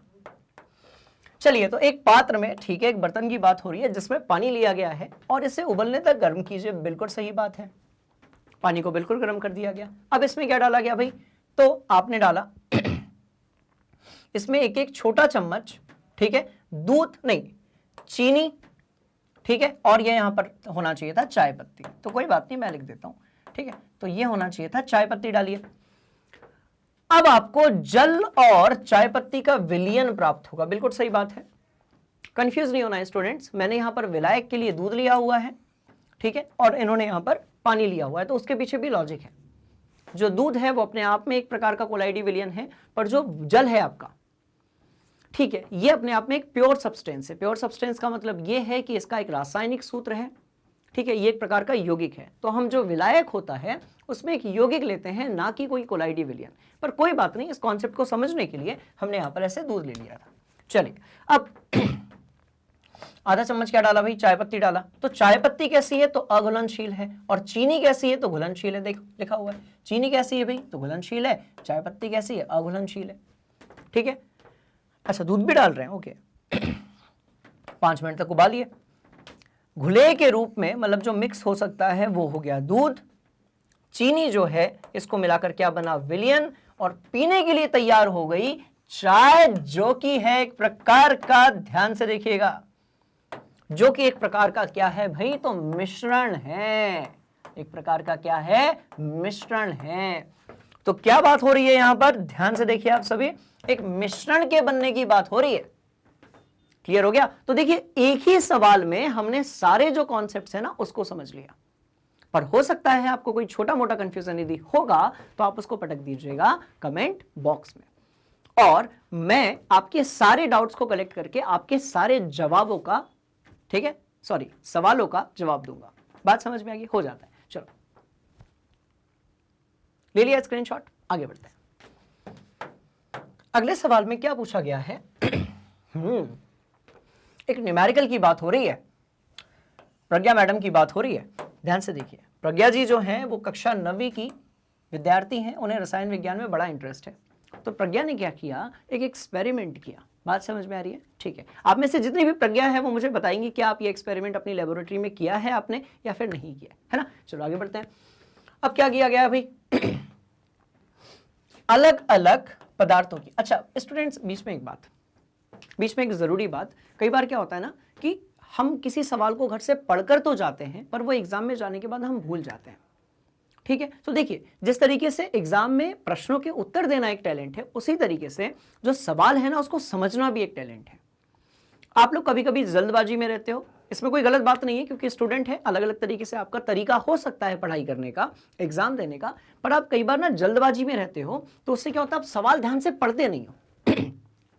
कुछ ऐसे स्टूडेंट्स होते हैं जो इतने बड़े बड़े सवाल देखकर ना आगे बढ़ जाते हैं, तो ये नहीं करना है, क्योंकि आपकी सबसे अच्छी तैयारी तभी मानी जाएगी जब आप थोड़े से मुश्किल या थोड़े से बड़े सवालों को लगाते हैं। बात समझ में आ रही है? तो बड़ा ही आसान है, पूरे कॉन्सेप्ट को अच्छे से समझेंगे और देखते हैं कि इसमें क्या पूछा गया है। बात समझ में आ रही है? तो देखिए क्या दिया गया। प्रज्ञा ने 3 अलग अलग पदार्थों की घुलनशीलता के बारे में बात किया। सभी बच्चे एक चीज जान लें, जो घुलनशीलता होती है उसका तापमान के साथ लेना देना होता है। ठंडे पानी में जो चाय है वो बनेगी ही नहीं, थोड़े गर्म पानी में चाय बहुत देर से बनेगी, ठीक है, और यदि पानी बहुत गर्म है तो चाय फिर ना बहुत जल्दी बन जाएगी। मतलब ये कि जो घुलनशीलता होती है उसका तापमान के साथ सीधा सीधा संबंध है। बात समझ में आ रही है? चलिए, अलग अलग तापमान पे क्या किया गया, जांचा गया तथा नीचे दिए गए आंकड़ों को प्राप्त किया गया। मतलब प्रज्ञा ने जो किया उसके ये यहां पर हमारे पास है अलग अलग आंकड़े, यानी कि इंफॉर्मेशन यहां पर है जो प्रज्ञा ने किया, ठीक है। और जल कितना लिया गया भाई, तो जल लिया गया आपका 100 ग्राम, ठीक। जो क्या बना रहा है, संतृप्त विलयन बना रहा है। क्या बना रहा है, संतृप्त विलयन बना रहा है। अब ना मेरी बात ध्यान से सुनेंगे आप सभी। देखो, सबसे पहला सवाल पैदा होता है, सर विलयन क्या है? विलयन जो है ये कौन सी ऐसी चिड़िया है जो बार बार यहां पर उड़कर आ जाती है जिसका नाम विलयन है? तो बच्चों विलयन क्या है, एक यौगिक लीजिए, ठीक है, जिसकी जो मात्रा है वो ज्यादा होनी चाहिए, जैसे जल ले लिया आपने, और एक और यौगिक ले लीजिए जिसकी मात्रा कम है, जैसे आपने चीनी ले ली। आप जब दोनों को आपस में मिलाते हैं, ठीक है, तो जो चीज हमें मिलती है वो क्या है भाई, वो है विलयन। मात्रा जिसकी ज्यादा होगी वो विलायक है, जिसकी मात्रा कम होगी वो विलेय है, और दोनों से मिलकर जो बना, बात समझ में आ रही है, वो क्या है, विलायक है। समझ में आ रही है कहानी? जैसे कि आप यदि विलायक हैं, है ना, और पढ़ाई जो है वो विलेय है, यदि पढ़ाई अच्छे तरीके से आपके अंदर घुलनशील हो जाती है तो दोनों से मिलकर क्या बनेगा, अच्छा भविष्य। बात समझ में आ रही है? आगे बढ़ते हैं। तो क्या लिया भाई, संतृप्त विलयन लिया। सवाल पैदा होता है, सर अब ये संतृप्त क्या है? विलयन तो समझा दिया आपने, अब सवाल पैदा होता है, सर ये संतृप्त क्या है? तो देखिए, बड़ी सिंपल सी कहानी है, किसी विलायक में यदि और ज्यादा विलय नहीं मिल सकता, मतलब ये कि वो जो विलयन है, वो जो विलायक है, वो कैसा हो चुका है, वो तृप्त हो चुका है। कैसा हो चुका है, वो तृप्त हो चुका है। बात समझ में आ रही है? मतलब उसमें आप और ज्यादा यदि विलय मिलाएंगे उसके बाद भी वो मिक्स होने वाला नहीं है। मतलब ऐसा विलयन जिसमें और अधिक विलय नहीं घुल सकता, उसको हम बोलते हैं संतृप्त विलयन। कहानी समझ में आ रही है? तो बस यही था। तो संतृप्त विलयन जो है वो सामान्यतः किस पर बनाया जाता है भाई, तो 100 ग्राम जल में बनाया जाता है, ठीक है। अब देखते हैं, ये 4 चीजें मिली। सबसे पहले पोटेशियम नाइट्रेट है, ठीक है, ये पहला वाला जो है ये क्या था भाई, तो ये यहां पर था आपका विलेय, ये विलेय पदार्थ थे यहां पर, है ना, कंफ्यूज नहीं होना, ये विलेय पदार्थ थे। सबसे पहले बात हो रही है भाई किसकी, पोटेशियम नाइट्रेट की। तो इसका फॉर्मूला भी लिख लेते हैं, ध्यान से देखो, तो K और नाइट्रेट है तो NO3। अच्छा, इसके बाद किसकी बात हो रही है, तो सोडियम क्लोराइड की। हम सबका फेवरेट केमिकल है सोडियम क्लोराइड, NaCl की बात होगी। अच्छा, देन पोटेशियम क्लोराइड है, अच्छा ठीक है जी, KCl हो गया आपका। अच्छा, इसके बाद अमोनियम क्लोराइड है। तो अमोनियम क्लोराइड क्या है, तो याद रखिए जिसका ऊर्ध्वपातन होता है। मतलब ये कि एक सवाल करेंगे बट पूरे चैप्टर का रिवीजन साथ साथ में करेंगे। बात समझ में आ रही है, कंफ्यूज नहीं होना। चलिए, तो ये 4 चीजें हमारे पास है, और यहां जो है वो तापमान दिया हुआ है। किस में दिया हुआ है भाई, तो केल्विन में दिया हुआ है। कंफ्यूज नहीं होना है, ये वाला जो K है वो केल्विन वाला है, ये वाला जो K है वो पोटेशियम वाला है। बात समझ में आ रही है? आगे बढ़ते हैं, देख लीजिए इसको ध्यान से। देख लिया? इसको आप 1 मिनट के लिए रोकेंगे वीडियो को, और ये जो डेटा है ना, ये या तो आपकी NCERT बुक हो, यदि आपके पास है तो वहां दिया होगा, और यदि नहीं दिया है तो कोई बात नहीं, आप इसका स्क्रीनशॉट लें, और पहले ये जो जानकारी, ये जो आंकड़ा यहां पर दिया हुआ है, इसको आप अपनी जो कॉपी है ना स्टूडेंट्स, वहां पर लिख लीजिए, ठीक है। पहले ये कर लीजिए, सारी चीजें लिख लीजिए।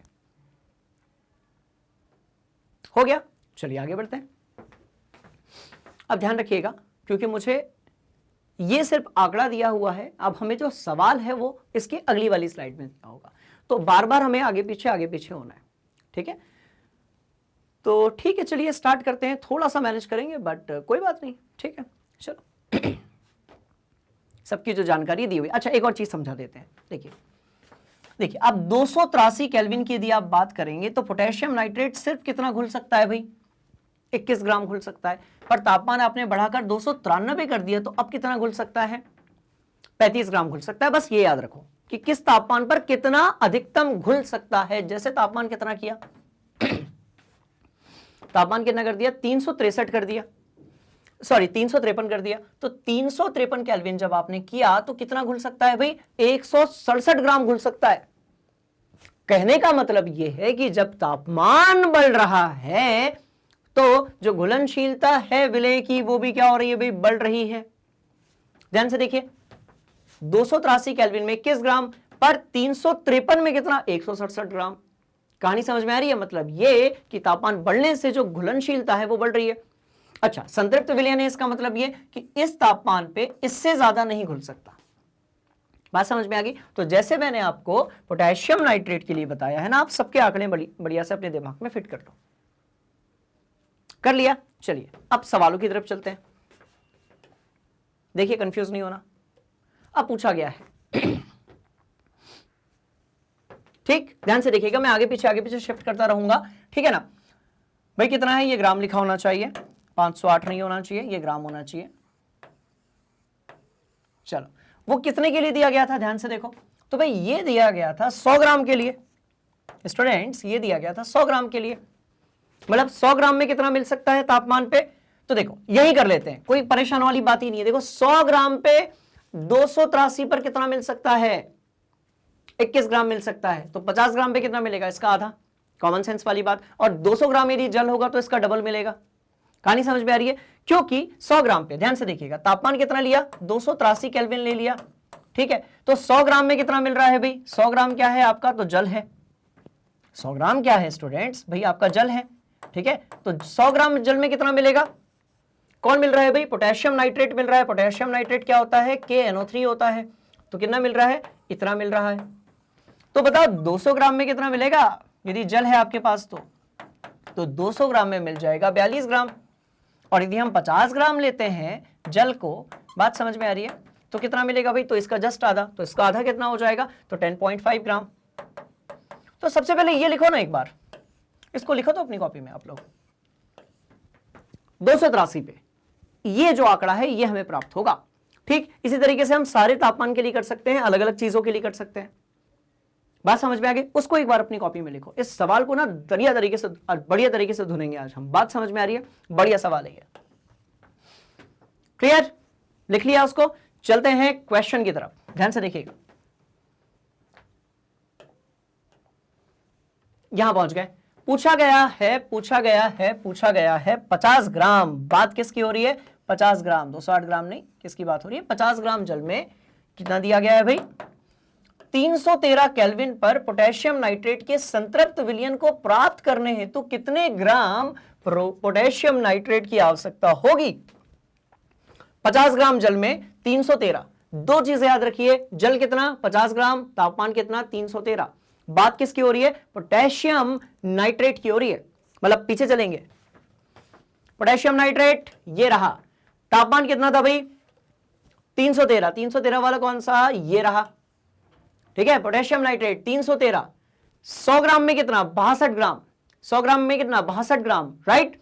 अब ये पूछ रहे हैं किसमें, 50 ग्राम में। तो भाई 50 ग्राम में कितना होगा, 100 ग्राम में यदि 62 है तो 50 ग्राम में कितना होगा, 31 होगा। ये देखो, नहीं आया समझ में, इजी या मुश्किल, जल्दी बताओ। आया, कितना ग्राम होगा, 31 ग्राम होगा। क्या पहला वाला क्लियर है आप लोगों को? होना ही चाहिए। 313 पे 100 ग्राम में कितना था, 62 ग्राम था।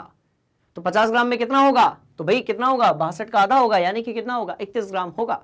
कहानी समझ में आ रही है? तो ये आंसर होना चाहिए। जल्दी से नोट करेंगे, दूसरे सवाल की तरफ चल रहे हैं। ठीक, चलो देखो, ध्यान से देखो। अब पूछा गया है 353 केल्विन। कितना पूछा गया है, 353। बात किसकी हो रही है, पोटेशियम क्लोराइड की हो रही है। दो चीजें, 353 केल्विन पे पोटेशियम क्लोराइड का संतृप्त विलयन तैयार करती है और विलयन को कमरे के तापमान पर ठंडा होने के लिए छोड़ देती है। जब विलयन ठंडा होगा तो वो क्या अवलोकित करेगी। तो सबसे पहले क्या करना है, देखिए पोटेशियम क्लोराइड, किस पर ध्यान देना है, पोटेशियम क्लोराइड, मतलब कि किसकी बात हो रही है भाई, KCl की बात हो रही है। इसके बाद तापमान कितना है, तो 353 है ना। तो सबसे पहले चलते हैं 353 पे KCl के बारे में बात करेंगे। तो 353 कहां है भाई, तो ये है। बात हो रही है किसकी, पोटेशियम क्लोराइड, मतलब इसकी बात हो रही है। तो कितना मिल रहा है, कितना 100 ग्राम में कितना मिल रहा है भाई, तो 353 पोटेशियम क्लोराइड 54 ग्राम। क्या बोला जा रहा है, ध्यान से देखो। प्रज्ञा 353 केल्विन पर पोटेशियम क्लोराइड का एक संतृप्त विलयन बनाती है, किसमें, 100 ग्राम जल में। और विलयन को कमरे के तापमान पर, यह बात की बात है, इसको देखते हैं, पहले ये समझते हैं। देखो बात पोटेशियम क्लोराइड की हो रही है। कितना मिल रहा है 54 ग्राम, किस तापमान पे 353 पे। तो एक चीज क्या लिखेंगे अपनी कॉपी में, 353 54 ग्राम पोटेशियम क्लोराइड लिख लिया। आगे बढ़ते हैं। अब पूछा गया है कि आप यदि इसको क्या करोगे भाई, कमरे के तापमान पर ठंडा होने के लिए छोड़ देते हैं तो क्या होगा। तो जो 100 ग्राम जल है, ठीक है, वो तो वाष्पीकृत हो जाएगा, ठीक, और 54 ग्राम पोटेशियम क्लोराइड जो है वो नीचे बचा रह जाएगा। तो ये वाष्पीकरण से आपने पोटेशियम क्लोराइड को अलग कर दिया, पृथक कर दिया। तो आंसर चेक कर लेते हैं इसका, लिखा होगा कहीं पर, ये देखो,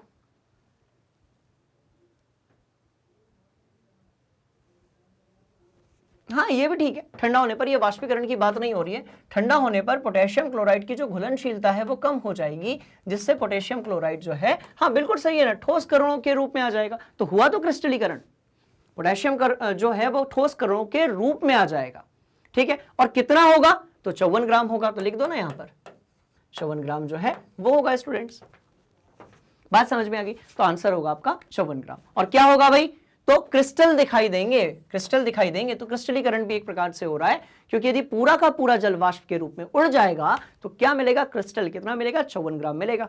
कहानी समझ में आ रही तो परेशान नहीं होना है। चलो ठीक है, नोट कर लिया इस वाले को। चलो बी पार्ट को नोट कर लिया सबने, आगे बढ़ते हैं, ध्यान से देखिए। हाँ, सी पार्ट में बोला गया है आपको सिर्फ तापमान याद रखना है, यौगिक का नाम याद रखना है और जल की मात्रा याद रखनी है, 3 चीजें, ठीक है। तापमान कितना है भाई, 293 केल्विन। बात किसकी हो रही है, प्रत्येक लवण की घुलनशीलता का परिकलन कीजिए, इस तापमान पर कौन कौन सा लवण सबसे अधिक घुलनशील है।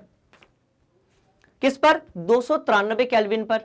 सारे के सारे हमारे पास जो है वो लवण है, यानी कि सारे के सारे नमक है हमारे, है ना। तो 253 केल्विन की बात, सॉरी 293 केल्विन की बात हो रही है।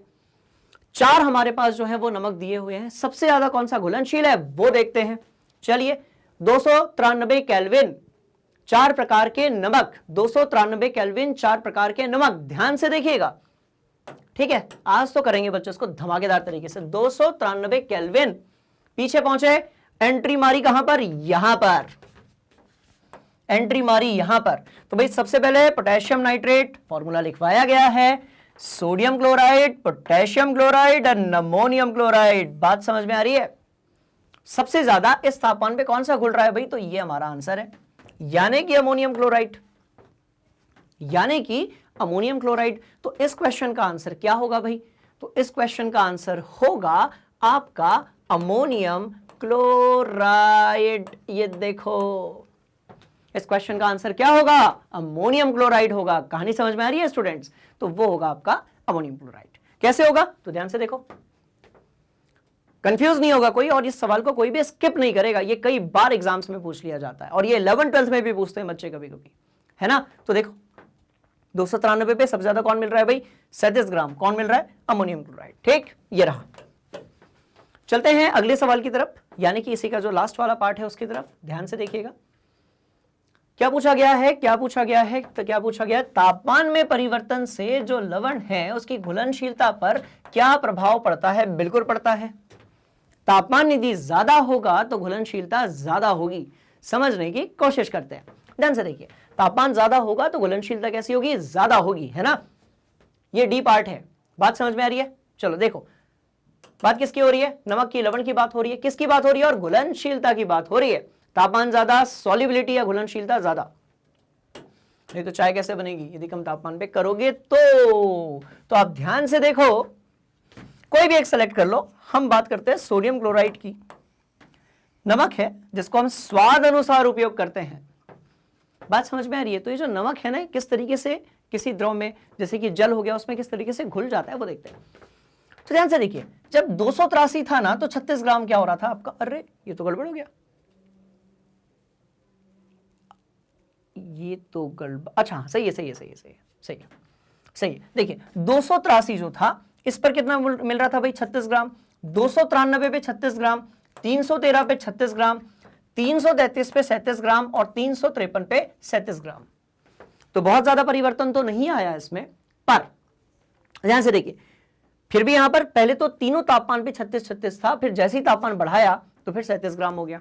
किसी और के बारे में देखते हैं, तो देखते हैं पोटेशियम नाइट्रेट के बारे में। पहले देखो इसमें बहुत ज्यादा परिवर्तन है स्टूडेंट्स, किसी को भी आप ले लीजिए, सब इसमें ज्यादा परिवर्तन है भाई। 283 पर 21, 293 पे 35, 313 पे 62, 333 पे 106 और 353 पे 167। मतलब तापमान जो है यानी कि घुलनशीलता, किसकी बात हो रही है, घुलनशीलता बढ़ेगी। ये डायरेक्टली प्रोपोर्शनल है किसके साथ में, तापमान के साथ में। जैसे कि ठीक है जो पढ़ाई है ना, वो डायरेक्टली प्रोपोर्शनल है किसके साथ में भाई, रिजल्ट के साथ में। बात समझ में आ रही है, जितनी पढ़ाई करेंगे उतना क्या आएगा, रिजल्ट आएगा। ऐसे ही जितनी घुलनशीलता होगी उतना ज्यादा तापमान होगा। कहानी समझ में, किसी का भी देख लीजिए आप, तापमान कम 24, तापमान ज्यादा 37 और ज्यादा 41, उससे ज्यादा 55 और ज्यादा 66। कहानी समझ में आ रही है। तो इस तरीके से हमने जो सारे क्वेश्चंस है ना उसको निपटा दिए, इस वाले जो क्वेश्चंस के पार्ट निपटा दिए इस वाले क्वेश्चन में। बात समझ में आ गई, चलते हैं अगले सवाल की तरफ। तो देखें तो जरा आप क्या पूछा गया, ये सारा समझ में आ गया आपके। एक बार चारों सवाल को फिर से देख लेते हैं, कंफ्यूज नहीं होना है, ध्यान से देखिएगा, है ना। क्या सीखा, घुलनशीलता, तापमान, ठीक है, ध्यान से देखिए। ये चार थे, ठीक। सबके आंसर जो हैं वो मैंने लिखवा दिए हैं, अब बढ़िया स्क्रीनशॉट लेकर अपनी कॉपी में लिखेंगे। ये सवाल बड़ा इंपॉर्टेंट था, ठीक है जी। चलो अगले सवाल की तरफ चलेंगे और देखते हैं क्या पूछा गया है। अब पूछा गया है कि जो संतृप्त विलयन है, उदाहरण सहित समझाना है भाई। संतृप्त विलयन, शुद्ध पदार्थ, कोलाइडी पदार्थ और निलंबन। अब क्योंकि हमने इतनी तैयारी कर ली है, ठीक है, और नहीं भी यदि की है तो कोई परेशानी वाली बात नहीं है। इन सबके जो वीडियोस हैं वो आप प्लेलिस्ट में देखिएगा, आपको मिल जाएंगे। वहां नहीं मिल रहे हैं तो आप मैग्नेट ब्रेन्स हिंदी जो है गूगल पर जाकर सर्च कर लीजिए, वहां पर पूरा का पूरा जो पैकेज है वो बिल्कुल फ्री ऑफ कॉस्ट है, वो मिल जाएगा आपको, ठीक है। अब देखो बात हो रही है इन सबकी व्याख्या करने की। थ्योरेटिकल क्वेश्चन, इसके पहले क्या था भाई, न्यूमेरिकल था। अब क्या करना है भाई, व्याख्या करना है। किसकी, संतृप्त विलयन, शुद्ध पदार्थ, कोलाइडी और निलंबन। तो एक काम करते हैं, हमें पता है कि ये सब किसकी बात हो रही है, ये बात हो रही है पदार्थ के भाई वर्गीकरण की, है ना। देखो संतृप्त विलयन, शुद्ध पदार्थ, कोलाइडी पदार्थ और निलंबन, इसकी बात हो रही है, ठीक है। इसको तो ऐसे ही निपटा देंगे स्टूडेंट्स। जब आप हैं और जब हम हैं और जब हमारी टीम है तो फिर परेशानी की कोई बात ही नहीं है ना, ध्यान से देखिएगा, ठीक। सबसे पहले तो बात हो रही है संतृप्त विलयन की। ऐसा विलयन, है ना, एक उदाहरण ले लेते हैं। फॉर एग्जाम्पल आपने क्या किया, एक बीकर लिया, इस बीकर में आपने पानी डाल दिया। चलो ये पानी डाल दिया, यहां से पैक कर देते, नहीं तो पानी निकल जाएगा यहां से, ठीक है। चलो ये बीकर में आपने पानी डाल दिया।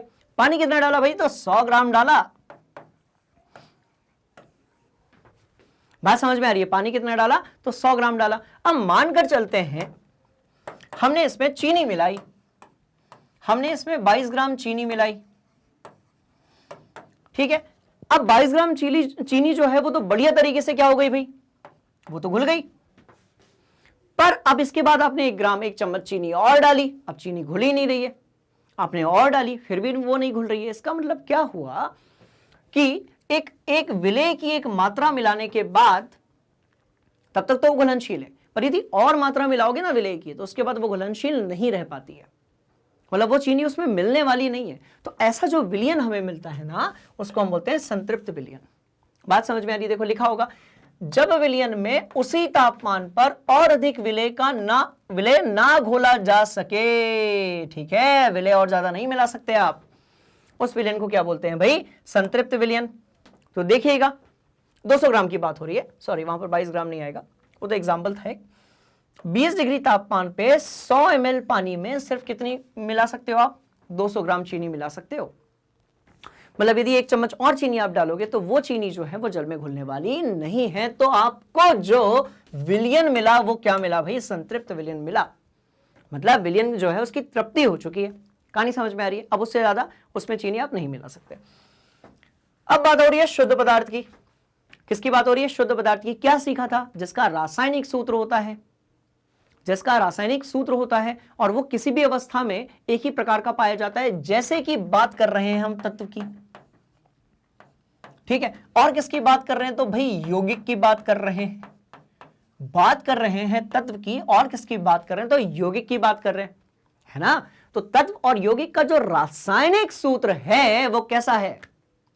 वो हमेशा एक समान रहेगा। मतलब ये कि आप यदि एक यौगिक ले लीजिए जो कि हमारा जीवन है, जैसे हम कहते हैं H2O, तो आपने यदि H2O ले लिया, अब आप इसको ठोस अवस्था में रखिए, द्रव अवस्था में रखिए, या फिर वाष्पीकृत करने के बाद गैसीय अवस्था में रखिए, ये फॉर्मूला नहीं बदलेगा बाबूजी। बात समझ में आ रही है? तो कहने का मतलब ये यौगिक का फॉर्मूला, रासायनिक सूत्र कैसा है, वो समान है। तो वो क्या होगा? शुद्ध पदार्थ होगा, है ना? तो ध्यान से देखिए, लिखा होगा एक ही प्रकार के कणों से मिलकर बने होते हैं। मतलब वही बात हो गई कि उसका जो रासायनिक सूत्र है वो कैसा रहेगा? एक समान रहेगा। बात समझ में आ रही है? जैसे कि पानी। क्लियर? कोई डाउट वाली बात, कोई दिक्कत वाली बात? यदि है, ठीक है, तो कमेंट बॉक्स आपको दिख रहा है, आप वहां पर अपना डाउट पटक दीजिए। मतलब ये स्टूडेंट्स किसी भी सवाल को, किसी भी कॉन्सेप्ट को अपन छोड़ेंगे नहीं। बात समझ में आ रही है? सब चीजें बढ़िया से तैयार करेंगे, है ना? अब ध्यान से देखिएगा। हो गया? चलो, किसके बारे में बात हो गई भाई? विलयन के बारे में बात हो गई, शुद्ध पदार्थ के बारे में बात हो गई। अब बात करते हैं कोलाइडी, विलयन और निलंबन की। ठीक है, तो पहले इसको नोट कर लो, आगे बढ़ते हैं। याद रहे, कोलाइडी, विलयन और निलंबन।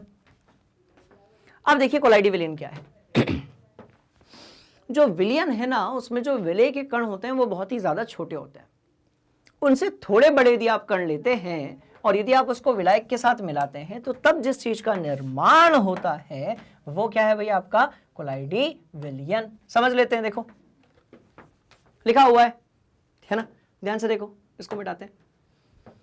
कोलाइडी विलयन वे कहे जाते हैं जिसमें विलय के कणों का आकार 1 नैनोमीटर से 100 नैनोमीटर के बीच में होता है।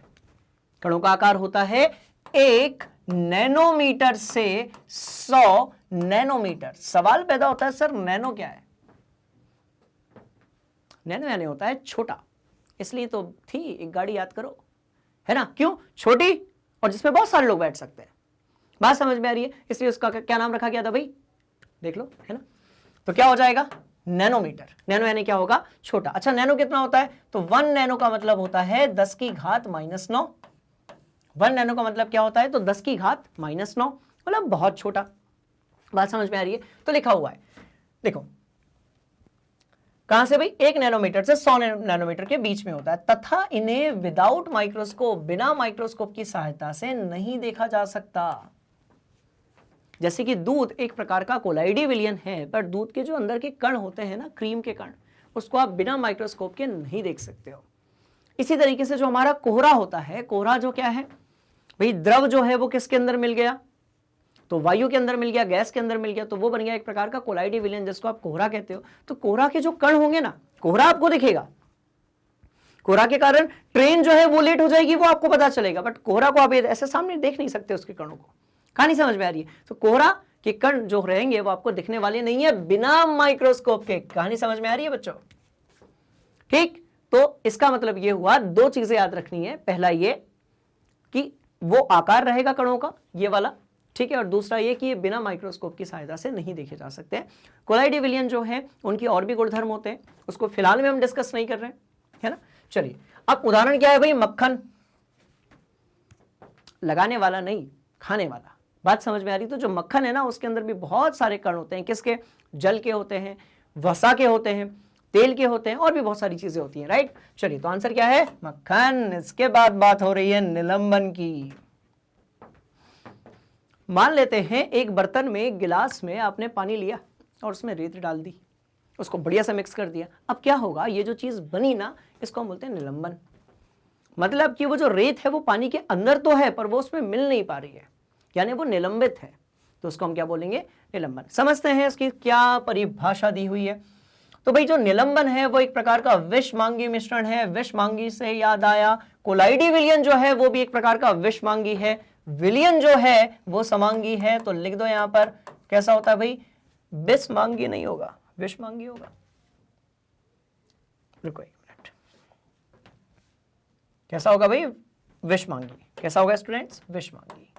बात समझ में आ रही है? विषमांगी, विषमांगी, ठीक है। तो निलंबन क्या है? एक प्रकार का विषमांगी मिश्रण है जिसमें विलय के जो कण होते हैं वो घूमते नहीं है, यानी कि वो नीचे बैठ जाते हैं। विलय के जो कण होते हैं वो इधर उधर नहीं जाते हैं, वो नीचे बैठ जाते हैं, क्योंकि उनका जो भार है ना वो ज्यादा होता है। और इन कणों को बिना सूक्ष्मदर्शी यानी कि माइक्रोस्कोप की सहायता से देखा जा सकता है। रेत के कणों को आप देख सकते हो, उसके लिए कोई माइक्रोस्कोप की जरूरत नहीं है। अब यदि आप इसको बिना हिलाए कुछ देर के लिए छोड़ दें तो ये जो कण रहेंगे, ये क्या होंगे भाई, तो तल पर बैठ जाएंगे। कहानी समझ में आ रही है? तो पानी में चूना पत्थर, याद करिए दिवाली का समय है, आपने जो है वो चूना पूरा गर्म किया हुआ है पानी का, है ना, पुताई करने के लिए। अब आप देखेंगे कि बहुत देर तक जब वो चूना और पानी का घोल रखा रह जाता है वैसे ही, तो चूना जो है वो नीचे बैठ जाता है और ऊपर ऊपर पानी आ जाता है। पानी जो है वो थोड़ा सा दुधिया हो जाता है। बात समझ में आ रही? थोड़ा सा सफेद टाइप का जल दिखता है आपको, तो वो क्या हुआ भाई, पानी में चूना पत्थर। अच्छा एक और चीज, चूना पत्थर क्या होता है, तो CaCO3 होता है। सिर्फ मैं सवाल जवाब नहीं करवा रहा हूं, साथ में हमें और भी केमिस्ट्री सीखनी है। बात समझ में आ रही है? तो क्या होगा, चूना पत्थर इज व्हाट, CaCO3, है ना। तो इस तरीके से आपका जो क्वेश्चन है ये खत्म हो गया यहाँ पर। बात समझ में आ रही है? कोई यदि डाउट है तो आप क्या करेंगे भाई, आप पूछ लेंगे, है ना। चलो क्या बोला गया है, निम्नलिखित से प्रत्येक को समांगी और विषमांगी, ओके, समांगी और विषमांगी, असमांगी भी कह सकते हो आप, है ना, मिश्रणों में वर्गीकृत करना है। तो मिश्रण कितने प्रकार के भाई, 3 प्रकार के। कौन से? तो पहला तो था विलयन। पहला कौन सा था, विलयन। पहला कौन सा था, जो विलयन है ना, विलयन जो है वो क्या है आपका, समांगी है। और मिश्रण कौन से होंगे, तो देख लेते हैं, ध्यान से देखिएगा। तो कौन से होंगे, 2 होंगे। एक तो कोलाइडी होगा, एक तो भाई कोलाइडी होगा, ठीक है, और एक क्या होगा, निलंबन होगा। बच्चों सुनो मेरी बात ध्यान से। यदि आपने इस चैप्टर का 1 शॉट वीडियो नहीं देखा है, या आपने जो है कॉन्सेप्ट वीडियोस नहीं देखे, और यदि आपके पास समय कम है तो भी कोई बात नहीं, आप जो है इस वीडियो को बड़े ध्यान से देखें, क्योंकि इसमें मैं सवालों के साथ साथ जो टॉपिक्स है ना उसको भी कवर कर रहा हूं। सिर्फ आंसर्स को रटना नहीं है, पूरे टॉपिक को समझना है, ताकि एग्जाम में यदि थोड़ा भी घुमा फिरा कर सवाल पूछा जाए वो आपसे बनना चाहिए। ठीक है, तो क्या हो गया भाई, निलंबन हो गया। चलो तो देखते हैं विलयन कौन से होंगे। तो सोडा जल जो है वो एक विलयन है, बिल्कुल सही है, समांगी मिश्रण है। बर्फ जो है वो भी एक प्रकार का विलयन ही है, विलायक है वैसे तो। वायु है, सिरका है, छनी हुई चाय है। पर मिश्रण की जब हम बात करेंगे, यानी कि विषमांगी मिश्रणों की हम बात करेंगे, तो लकड़ी है और मिट्टी है। कहानी समझ में आ रही है? तो ध्यान से इसको नोट कर लो, आगे बढ़ते हैं। क्या सीखा? तो भाई हमने सीखा कि आपका जो मिश्रण है वो कितने प्रकार से, तो समांगी और विषमांगी। समांगी में विलयन, विषमांगी में आपके कोलाइडी और निलंबन, है ना। ठीक चल रहा है यहां तक? तो क्या आपको बात समझ में आ रही है? ऐसा तो नहीं कि मुझे थोड़ा और स्लो पढ़ाना चाहिए था या थोड़ा और तेज पढ़ाना चाहिए था, ये मुझे बताइएगा। बात समझ में आ रही है? क्योंकि हमारा सिर्फ एक ही उद्देश्य है, आपका जो रिजल्ट है ना वो बहुत अच्छा आना चाहिए, और आपको केमिस्ट्री जो है वो समझ में आनी चाहिए, रटवाना नहीं है स्टूडेंट्स। बात समझ में आ गई? देख लो, कोई डाउट है पूछ लो। ठीक, चलो भाई अगले सवाल में क्या पूछा गया है, आप किस प्रकार से यह पुष्टि करेंगे कि दिया हुआ रंगहीन द्रव शुद्ध जल है या अशुद्ध है। आपसे बोला गया है कि पानी दिया गया है भाई, है ना, एक गिलास ले लो, चलो ये ले ली गिलास, पानी डाल दो, ठीक है, ये डाल दिया पानी, ये लो, ये पानी डाल दिया, जल ही जीवन है, ये लो पानी डाल दिया, इट्स ओके। हाँ, अब क्या पूछ रहे हैं, रंगहीन द्रव है, ठीक है, रंगहीन द्रव है आपके पास में, आपको द्रव दिया गया है, एक्चुअली पानी नहीं दिया गया है, आपको एक प्रकार का जो है वो द्रव दिया गया है, जो कैसा है भाई, रंगहीन है। तो भैया हर रंगहीन द्रव जो है वो पानी नहीं होता। बात समझ में आ रही है? हर रंगहीन द्रव जो है वो पानी नहीं होता, ठीक है, और हर खुली हुई किताब जो है उससे ये साबित नहीं होता कि आप पढ़ाई कर रहे हैं। बात समझ में आ गई? ये क्या था? एनीवेज अपन आगे बढ़ते हैं। बात समझ में आ गई? तो देखिएगा, है ना, तो हर रंगहीन द्रव जो रहेगा वो पानी नहीं रहेगा स्टूडेंट्स, वो कुछ और भी हो सकता है। तो कैसे पता करोगे? तो आप क्या करेंगे, यहां पर आप मोमबत्ती लेंगे, है ना, और आप इसको ना गर्म करेंगे।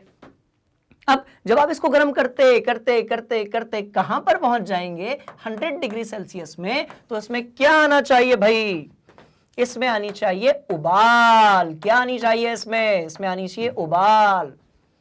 तो क्योंकि हम जानते हैं कि जो जल है ना उसका क्वथनांक कितना है, तो इसका जो क्वथनांक है, ठीक है स्टूडेंट्स, इसका जो क्वथनांक है वो कितना है भाई, 100 डिग्री सेल्सियस है। बात समझ में आ रही है? तो जब यदि पानी होगा, ध्यान से देखिएगा, यदि पानी होगा तो उसमें क्या आ जाएगी उस तापमान पे, पानी की जगह कुछ और हुआ, जैसे कि अल्कोहल है या एसीटोन है। ये दोनों भी कैसे होते हैं भाई, अल्कोहल और एसीटोन जो है ना स्टूडेंट्स, ये कैसे होते हैं, ये भी रंगहीन होते हैं, मतलब इसमें कोई रंग नहीं होता, ठीक है, पारदर्शी होते हैं, ट्रांसपेरेंट होते हैं। तो वो उस तापमान के पहले उड़ जाएंगे, तो वो पानी नहीं हुआ। और कोई ऐसा द्रव है जो उस तापमान के बाद भी वहीं पर बना हुआ है, तो वो भी पानी नहीं हुआ। तो क्या लिखा हुआ है उस पर चलते हैं। शुद्ध जल का हिमांक और क्वथनांक है ना, हिमांक कितना है भाई, तो 0 डिग्री सेल्सियस है। कितना है, 0 डिग्री सेल्सियस है। और 100 डिग्री सेल्सियस, देखो ये कौन नहीं है, यहां पर क्वथनांक लिखा हुआ है, तो हिमांक कितना है, 0 डिग्री सेल्सियस है, और क्वथनांक जो है इसका वो कितना होगा, कहां लिखा हुआ है क्वथनांक, कोई बात नहीं, 100 डिग्री सेल्सियस लिखा हुआ है। तो शुद्ध जल का जो हिमांक है वो 0 डिग्री सेल्सियस है, और जो क्वथनांक है वो 100 डिग्री सेल्सियस है। अब आप यदि शुद्ध जल को 0 डिग्री सेल्सियस पे रखोगे और यदि वो बर्फ बन जाता है, शुद्ध जल को नहीं, आप यदि उस द्रव को 0 डिग्री सेल्सियस पे रखेंगे और यदि वो बर्फ बन जाता है, इसका मतलब वो है शुद्ध जल। बात समझ में आ रही है? ठीक। पर यदि आपने उसको 100 डिग्री सेल्सियस पे रखा और यदि उसमें उबाल आ गई, तो वो द्रव क्या होगा भाई, वो जल होगा। कहानी समझ में आ रही है? तो हिमांक और क्वथनांक, ये दो ऐसे तापमान हैं जिससे आप किसी भी पदार्थ के होने या नहीं होने के बारे में पता लगा सकते हैं। बात समझ में आ रही है? तो ध्यान से देखिए, उस द्रव को लिया, ये लो, उस द्रव को लिया हमने, ये द्रव भरा हुआ है, हमें नहीं पता, पारदर्शी है भाई, पानी जैसा है, कोई रंग नहीं है इसमें, हमें नहीं पता कौन सा द्रव है। अब हमने रख दिया इसको रेफ्रिजरेटर के अंदर और तापमान सेट कर दिया 0 डिग्री सेल्सियस। कहानी समझ में आ रही है? जम गया तो शुद्ध पानी है, नहीं जमा तो शुद्ध पानी या कुछ और है, शुद्ध पानी नहीं है या फिर कुछ और भी हो सकता है। कहानी समझ में आ गई? चलिए, 100 डिग्री सेल्सियस वाली बात जो है वो मैं आपको समझा ही चुका हूं, ठीक है जी। चलिए, कोई डाउट? No doubt. ठीक, आगे बढ़ेंगे। अब इसमें पूछा गया है कौन सी वस्तुएं ऐसी हैं जो शुद्ध पदार्थ है। जब भी बात होती है शुद्ध पदार्थों की, हमारे दिमाग में सबसे पहले आते हैं तत्व, हमारे दिमाग में आते हैं सबसे पहले तत्व। और दूसरी कौन सी चीज हमारे दिमाग में आती है, तो भाई वो तो आपके हैं यौगिक। पहली बात तत्व है और दूसरी बात क्या है, यौगिक। समझ लेते हैं, ध्यान से देखिएगा, है ना। शुद्ध पदार्थ कौन से? सबसे पहले बात हो रही है बर्फ की। क्या इसका रासायनिक सूत्र है, तो बिल्कुल है। और क्या है भाई, H2O। फिर बात हो रही है दूध की। क्या इसका रासायनिक सूत्र? नहीं है। लोहा बिल्कुल है। कैसा है भाई, Fe है। हाइड्रोक्लोरिक अम्ल बिल्कुल सही है, HCl है। कोई दिक्कत वाली बात, सवाल ही नहीं पैदा होता। कैल्शियम ऑक्साइड है यानी कि CaO, बिल्कुल है। पारा जो है वो क्या है, Hg है, बिल्कुल है। ईंट जो है वो नहीं हो सकती, पूछे क्यों? मिट्टी से बनी होती है और उसका एक रासायनिक फॉर्मूला जो है वो नहीं होता। आपने बहुत सारे अलग अलग प्रकार की जो मृदाएं हैं उसके बारे में पढ़ा होगा, है ना, तो उसका फॉर्मूला नहीं होता। लकड़ी जो है इसका भी रासायनिक फॉर्मूला नहीं होता। हम ये बता सकते हैं कि किन किन तत्वों से मिलकर बनी है, जैसे कि कार्बन है, हाइड्रोजन है, फास्फोरस है, नाइट्रोजन है, ऑक्सीजन है, पर आप ये नहीं बता सकते कि कौन सा तत्व किस अनुपात में है, मतलब ये कि रासायनिक फॉर्मूला उसका नहीं है, ठीक है। चलो, और वायु, वायु का भी तो नहीं है, तो इसका मतलब ये हुआ कि हमारा जो आंसर होगा ना, होगा बर्फ, लोहा, हाइड्रोक्लोरिक अम्ल, कैल्शियम ऑक्साइड, पारा, और बस हो गया। 1 2 3 4 5 चेक कर लेते हैं। 1 2 3 4 5, बिल्कुल सही बात समझ में आ रही है? मतलब ये कि बस इतने, और इस जैसे ये मुझे बहुत अच्छे तरीके से क्लियर है, आपको भी ना बस इसी लेवल पर लेकर जाना है स्टूडेंट्स। बात समझ में आ रही है? ताकि जब एग्जाम में आप क्वेश्चन पेपर आपके सामने आए तो आपको पता होना चाहिए, आप घबराएं बिल्कुल ना, आपको पता होना चाहिए कि ये सारी चीजें जो हैं वो हमने क्लास में कवर की थी। कहानी समझ में आ रही है? तो ध्यान से देख लो। तो ये 1 2 3 4 5, जब सारी चीजें हैं तो घबराने की जरूरत ही नहीं है ना। बात समझ में आ रही है? मतलब ये कि इस बार एग्जाम में ना सही में हम हंगामा करने वाले हैं और जो रिजल्ट है वो लाकर ही दिखाना है। क्लियर हो गया? चलो छाप लो बढ़िया से। छाप लो मतलब स्क्रीनशॉट ले लो, उसके बाद अपनी कॉपी में इसको आप छाप लेना। ठीक, कोई दिक्कत? कोई दिक्कत नहीं। चलिए अगले सवाल की बात करेंगे। निम्नलिखित मिश्रणों में से विलयन की पहचान करनी है आपको। किसकी करनी है भाई? तो विलयन की करनी है। तो मिट्टी, समुद्री जल, वायु, कोयला, सोडा जल और अच्छा ठीक है, 1 2 3 4 5 में से आपको ढूंढना है। अब दिया गया है समुद्री जल, वायु और सोडा जल, तो किन चीजों को नहीं लिया गया? तो कोयला जो है वो नहीं है, और किसे नहीं लिया गया? मिट्टी को नहीं लिया गया। पूछिए क्यों? मिश्रण होना चाहिए, पर कैसा होना चाहिए? समांगी होना चाहिए, तभी वो विलयन कहलाएगा। नहीं तो हो सकता है कि वो निलंबन कहलाए या कोलाइडी विलयन कहलाए। बात समझ में आ रही है? तो ध्यान से देखेंगे, जो कोयला है ना वो विलयन नहीं है, क्योंकि कोयले में आप ये नहीं बता सकते कि विलायक कौन है और विलेय कौन है। इसी तरीके से आप मिट्टी में ये नहीं बता सकते कि विलेय कौन है और विलायक कौन है। कहानी समझ में आ रही है? तो आंसर क्या होना चाहिए भाई? आंसर समुद्री जल। आप बता सकते हो कि पानी है, उसमें नमक मिला हुआ है।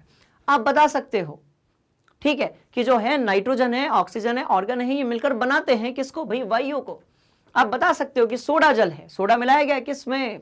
जल में मिलाया गया है, CO2 भी होती है उसमें। बात समझ में आ रही है? तो ये दोनों नहीं होंगे, बाकी के तीनों होंगे, और यही क्या है? आपका आंसर है ना? चलो नोट करेंगे। क्या मेरी स्पीड बहुत ज्यादा है पढ़ाने की? यदि ऐसा है तो आप प्लीज मुझे बताइएगा। मैं अगला जो वीडियो होगा, ठीक है, उसको थोड़ा सा स्लो पढ़ाते हुए बनाऊंगा, पर आपकी तैयारी में कोई कमी नहीं रहनी चाहिए स्टूडेंट्स। कहानी समझ में आ रही है? चलिए आगे बढ़ेंगे। निम्नलिखित में से कौन टिंडल प्रभाव को प्रदर्शित करेगा?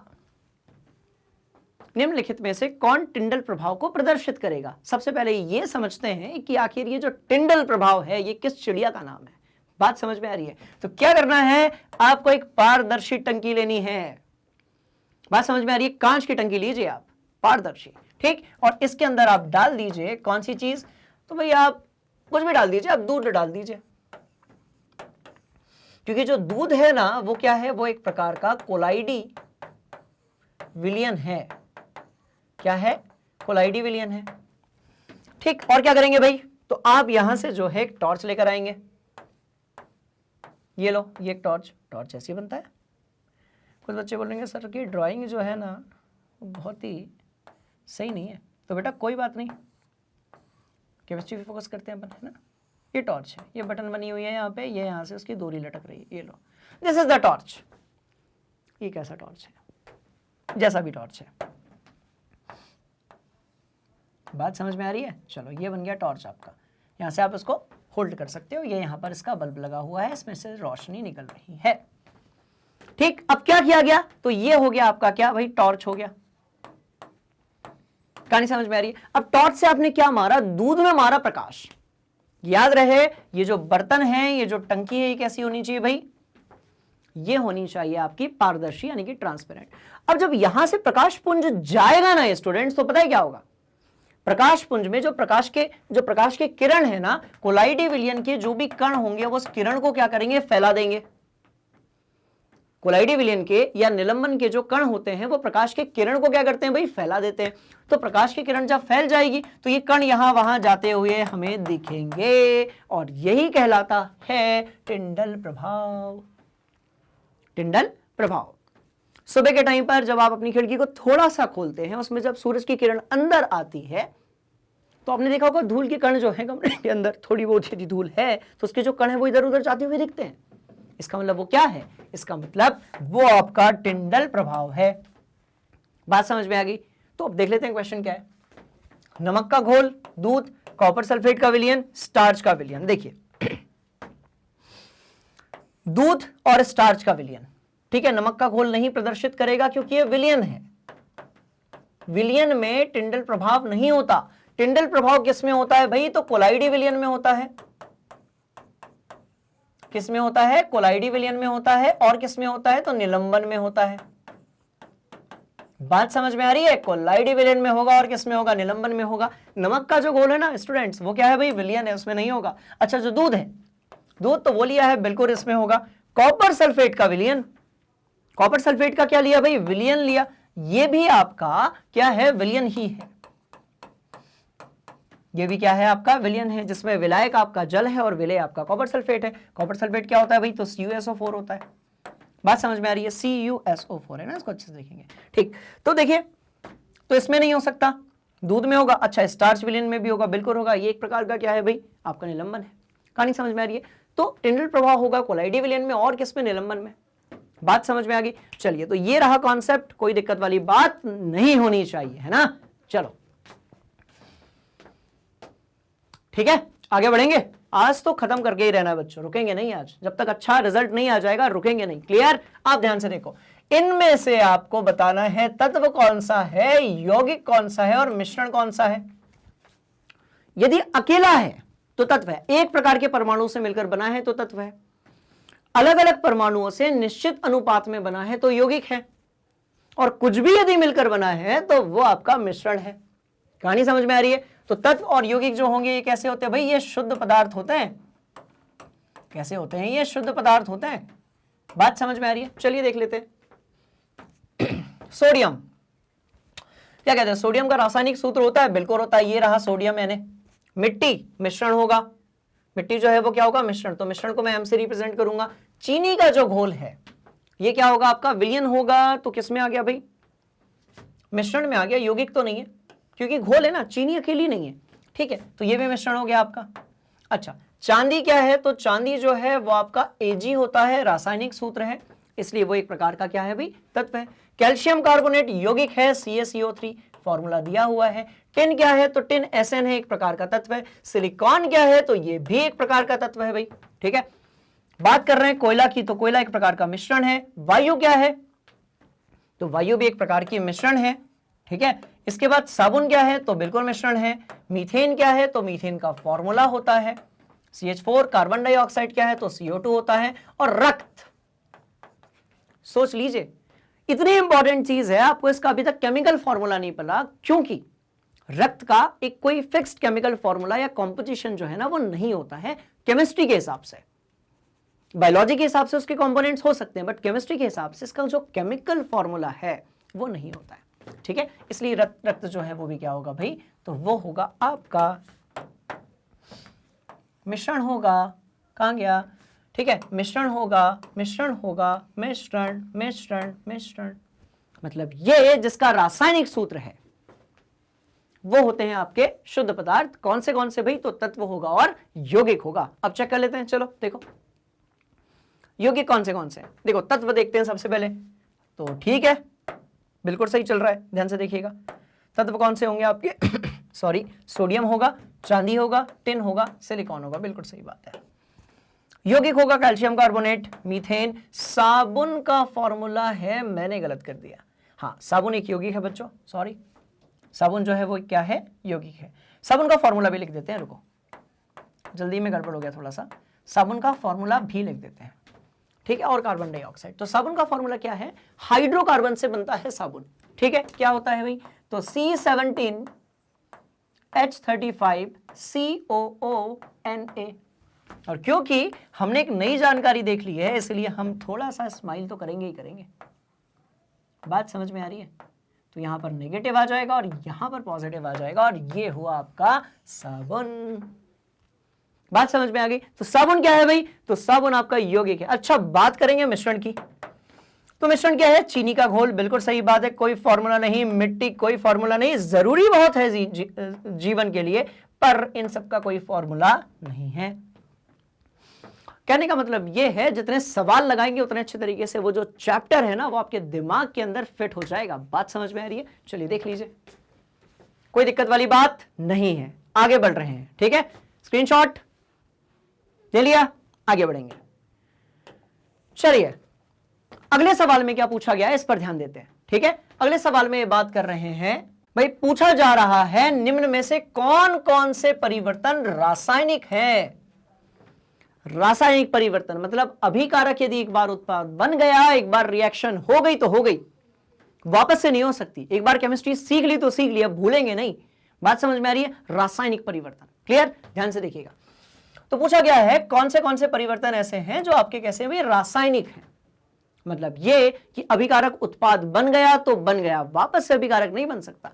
पेट्रोल एक बार जल गया तो जल गया, आप धुआं और जल वाष्प जो बनता है पेट्रोल जलते समय, उसको मिलाकर वापस से पेट्रोल नहीं बना सकते। कहानी समझ में आ रही है? चलिए तो देखते हैं। पौधों की वृद्धि, लोहे में जंग लगना, लोहे के चूर्ण तथा बालू को मिलना, खाना पकाना, भोजन का पाचन, जल से बर्फ बनाना और मोमबत्ती का जलना। देखो कौन सी ऐसी चीजें हैं जो वापस से की जा सकती है, जैसे कि जल से बर्फ का बनना, जल से बर्फ बन सकती है, बर्फ से जल बन सकता है। बात समझ में आ रही है? तो ये कैसा हुआ भाई? भौतिक हुआ। ये कैसा हुआ? ये भौतिक हुआ, ये रासायनिक नहीं हो सकता। अच्छा जी, इसके बाद हो रही है, इसके बाद हो रही है, अच्छा, लोहे के चूर्ण तथा बालू को मिलाना। ठीक है, तो लोहे का चूर्ण और बालू मिल भी सकता है, अलग अलग भी हो सकता है। चूर्ण और बालू यदि आपस में रेत मिली हुई है, आप चुम्बक लेकर जाइए, लोहे का चूर्ण उसमें आ जाएगा, बालू वहीं रह जाएगी। तो मिक्स भी कर सकते हो और अलग अलग भी कर सकते हो। तो ये भी कैसा हुआ? भौतिक हुआ। अब बात करते हैं किसकी? तो भाई पौधों में वृद्धि की। सॉरी, पेड़ एक बार बड़ा हो गया ना तो कुछ भी कर लो, छोटा नहीं होने वाला, कट सकता है, राइट? उसके कोयले बन सकते हैं, पर वापस से वो छोटा नहीं होगा। बात समझ में आ रही है? तो ये रासायनिक होना चाहिए, बिल्कुल सही बात है। लोहे में जंग लगना, लोहे में एक बार जंग लग गया तो लग गया, वापस से वो लोहा नहीं बन सकता। हाँ, जंग से बचाने के लिए आप पेंट कर सकते हो, अलग कहानी है, पर जंग लगने के बाद वापस से वो लोहा नहीं बनेगा, तो भी रासायनिक है। खाना का पकना, बिल्कुल सही बात है। खाना यदि एक बार पक गया, हल्दी, नमक, मिर्ची सब उसके अंदर यदि मिक्स हो गया, रंग बदल गया, उसकी प्रॉपर्टीज बदल गई, आंतरिक संरचना जो है भोजन की वो बदल गई, अब वो वापस से चेंज नहीं हो सकती, ये रासायनिक होना चाहिए। भोजन का पाचन, बिल्कुल सही बात है। खाया पिया निकाल दिया, वापस नहीं हो सकता, याद सोच कर देखो। ठीक है, भोजन का जो पाचन है वो रिवर्स नहीं हो सकता, तो रासायनिक है। मोमबत्ती का जलना, मोमबत्ती जल गई ना। मोमबत्ती क्या है भाई? एक प्रकार का हाइड्रोकार्बन है। मोमबत्ती यदि जल गई ना स्टूडेंट्स, तो वापस से वो मोम नहीं बना सकते आप। क्लियर? तो ये भी एक प्रकार का क्या है? रासायनिक है। तो लिखा होगा, ध्यान से देखो। तो क्या आपको ये जो कहानी समझाई जा रही है ये समझ में आ रही है? पक्का पक्का? कोई नींद वाली बात तो नहीं, कोई बोरियत वाली बात तो नहीं? यदि ऐसा है तो आप 2-5 मिनट का रेस्ट ले सकते हैं, पर याद रहे आज मैं एनसीईआरटी जो एक्सरसाइज है, एनसीईआरटी के जो क्वेश्चंस है ना, वो आज लपेटे में ले लिए हम लोगों ने। ठीक, और आज पूरे सवाल जो है वो लगाकर ही रहेंगे, तो ध्यान से देखिएगा। ठीक, आपको यदि 2 मिनट का रेस्ट चाहिए तो आप ले लीजिए, कोई दिक्कत वाली बात नहीं है। ठीक है, पर ये सारे सवाल जो है उसको अच्छे से समझना ही समझना है, और ये हमें बनने ही चाहिए। कहानी समझ में आ रही है? चलो देख लो ध्यान से, आगे बढ़ेंगे अगले सवाल की तरफ, ध्यान से देखेंगे। अब सवाल ही खत्म हो गया और पता भी नहीं चला। कहानी समझ में आई? सारे के सारे जो सवाल है वो हमने खत्म कर डाले हैं एनसीईआरटी के, और हमें पता भी नहीं चला। यही होता है जब आपके कॉन्सेप्ट्स क्लियर होते हैं, और यदि आपके कॉन्सेप्ट्स क्लियर नहीं है, ठीक है, तो क्या करना है? आपको देखने हैं वो वीडियो जिसमें मैंने इस चैप्टर के कॉन्सेप्ट वीडियोस बनाए थे। 1 शॉट वीडियो बनाया था जिसमें चैप्टर के सारे टॉपिक्स को हमने एक ही वीडियो में रिवीजन मोड में खत्म कर लिया। पर यदि इसके बाद भी आपको कोई कंफ्यूजन है तो आपकी कंफ्यूजन का एक सोल्यूशन है, क्योंकि जहां कंफ्यूजन है वहां सोल्यूशन है। और क्या है भाई? magnetbrains.com। बात समझ में आ रही है? मतलब ये कि जैसे इस चैप्टर को हमने बढ़िया तरीके से कंप्लीट किया है ना, ऐसे ही यदि आपको कोई भी इंफॉर्मेशन चाहिए, आप किसी भी माध्यम में हैं, आप किसी भी क्लास में हैं, आपको कोई भी टॉपिक चाहिए, आपको कोई भी चैप्टर यदि पढ़ना है, तो वो सारा का सारा अवेलेबल है स्टूडेंट्स। कहां पर? मैग्नेट ब्रेन्स पर।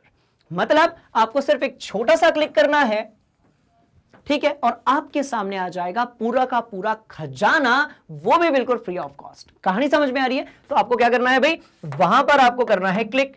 चलो ये किया क्लिक, ये किया क्लिक, जैसे ही वहां पर क्लिक किया हमें मिलता है कुछ इस तरीके से। ध्यान से देखिएगा, मतलब हमारी जो पूरी टीम है और उनके द्वारा जो भी आपका कंटेंट क्रिएट किया गया है वो बिल्कुल फ्री ऑफ कॉस्ट अवेलेबल है। कहां पर? तो भाई मैग्नेट ब्रेन्स की वेबसाइट पर, यूट्यूब पर, ऐप पर।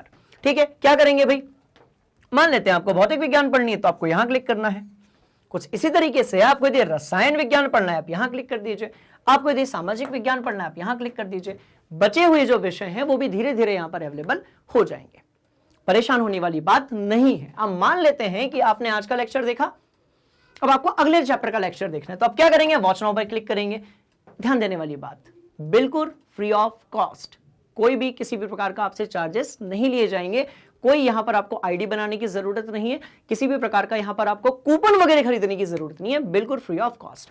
अब केमिस्ट्री पढ़नी है, यहां क्लिक किया, जैसे ही आपने क्लिक किया आपको मिलता है आपका पूरा सिलेबस इन तरीकों से, मतलब हर टॉपिक का concept video, one shot revision जिसमें पूरे चैप्टर को एक साथ पढ़ाया जाएगा, एनसीईआरटी सॉल्यूशन जिसको आज हमने किया था, एमसीक्यू क्वेश्चंस जो एग्जाम्स में पूछे जाते हैं, प्रीवियस ईयर क्वेश्चंस जो कि पिछली कक्षाओं की परीक्षाओं में पूछे गए हैं, ये सारी चीजें और भी बहुत सारी जो चीजें हैं वो आपको मिलेंगी बिल्कुल फ्री ऑफ कॉस्ट। आपको बस एक छोटा सा कष्ट करना है, और कष्ट ये है कि आपको यहां पर जाकर क्लिक करना है, बस। कहानी समझ में आ रही है? जब आप क्लिक करते हैं तब क्या होता है देखते हैं। जैसे आप क्लिक करेंगे तो फिर मैं आपको मिलूंगा मैग्नेट ब्रेन्स हिंदी पर, और मैं हर एक चैप्टर को उन्हीं सारी बिंदुओं पर कवर करूंगा जिसके बारे में अभी हमने डिस्कशन किया हुआ है। कहानी समझ में आ रही है? और भी यदि कोई डाउट यदि आपको है तो आप उसे कमेंट बॉक्स में पूछ सकते हैं स्टूडेंट्स, है ना। पर वैसे नहीं होगा, क्योंकि आप जैसे ही ये सब देखेंगे वन बाय वन सारी चीजें प्लेलिस्ट वगैरह आपके सामने आ जाएंगी। बात समझ में आ रही है? तो मतलब ये हुआ कि यदि आप, है ना, यदि आप कक्षा 6वीं में हैं, कक्षा 12वीं में हैं, इनके बीच की किसी भी कक्षाओं में हैं, यदि आप हिंदी माध्यम विद्यार्थी हैं, ठीक है, और आपको किसी भी सब्जेक्ट में, किसी भी टॉपिक में, किसी भी चैप्टर में, किसी भी सवाल में यदि कोई भी प्रॉब्लम है, तो आपके सारे प्रॉब्लम का, कंफ्यूजन का एक ही सॉल्यूशन है। बात समझ में आ रही है? और वो है मैग्नेट ब्रेन्स हिंदी, ठीक है। तो अब मैं आपसे मिलता हूं अगली क्लास में अगले कंटेंट के साथ में। बात समझ में आ रही है? तब तक के लिए आप प्लीज लाइक कीजिए, शेयर कीजिए, सब्सक्राइब कीजिए। Thank you so much.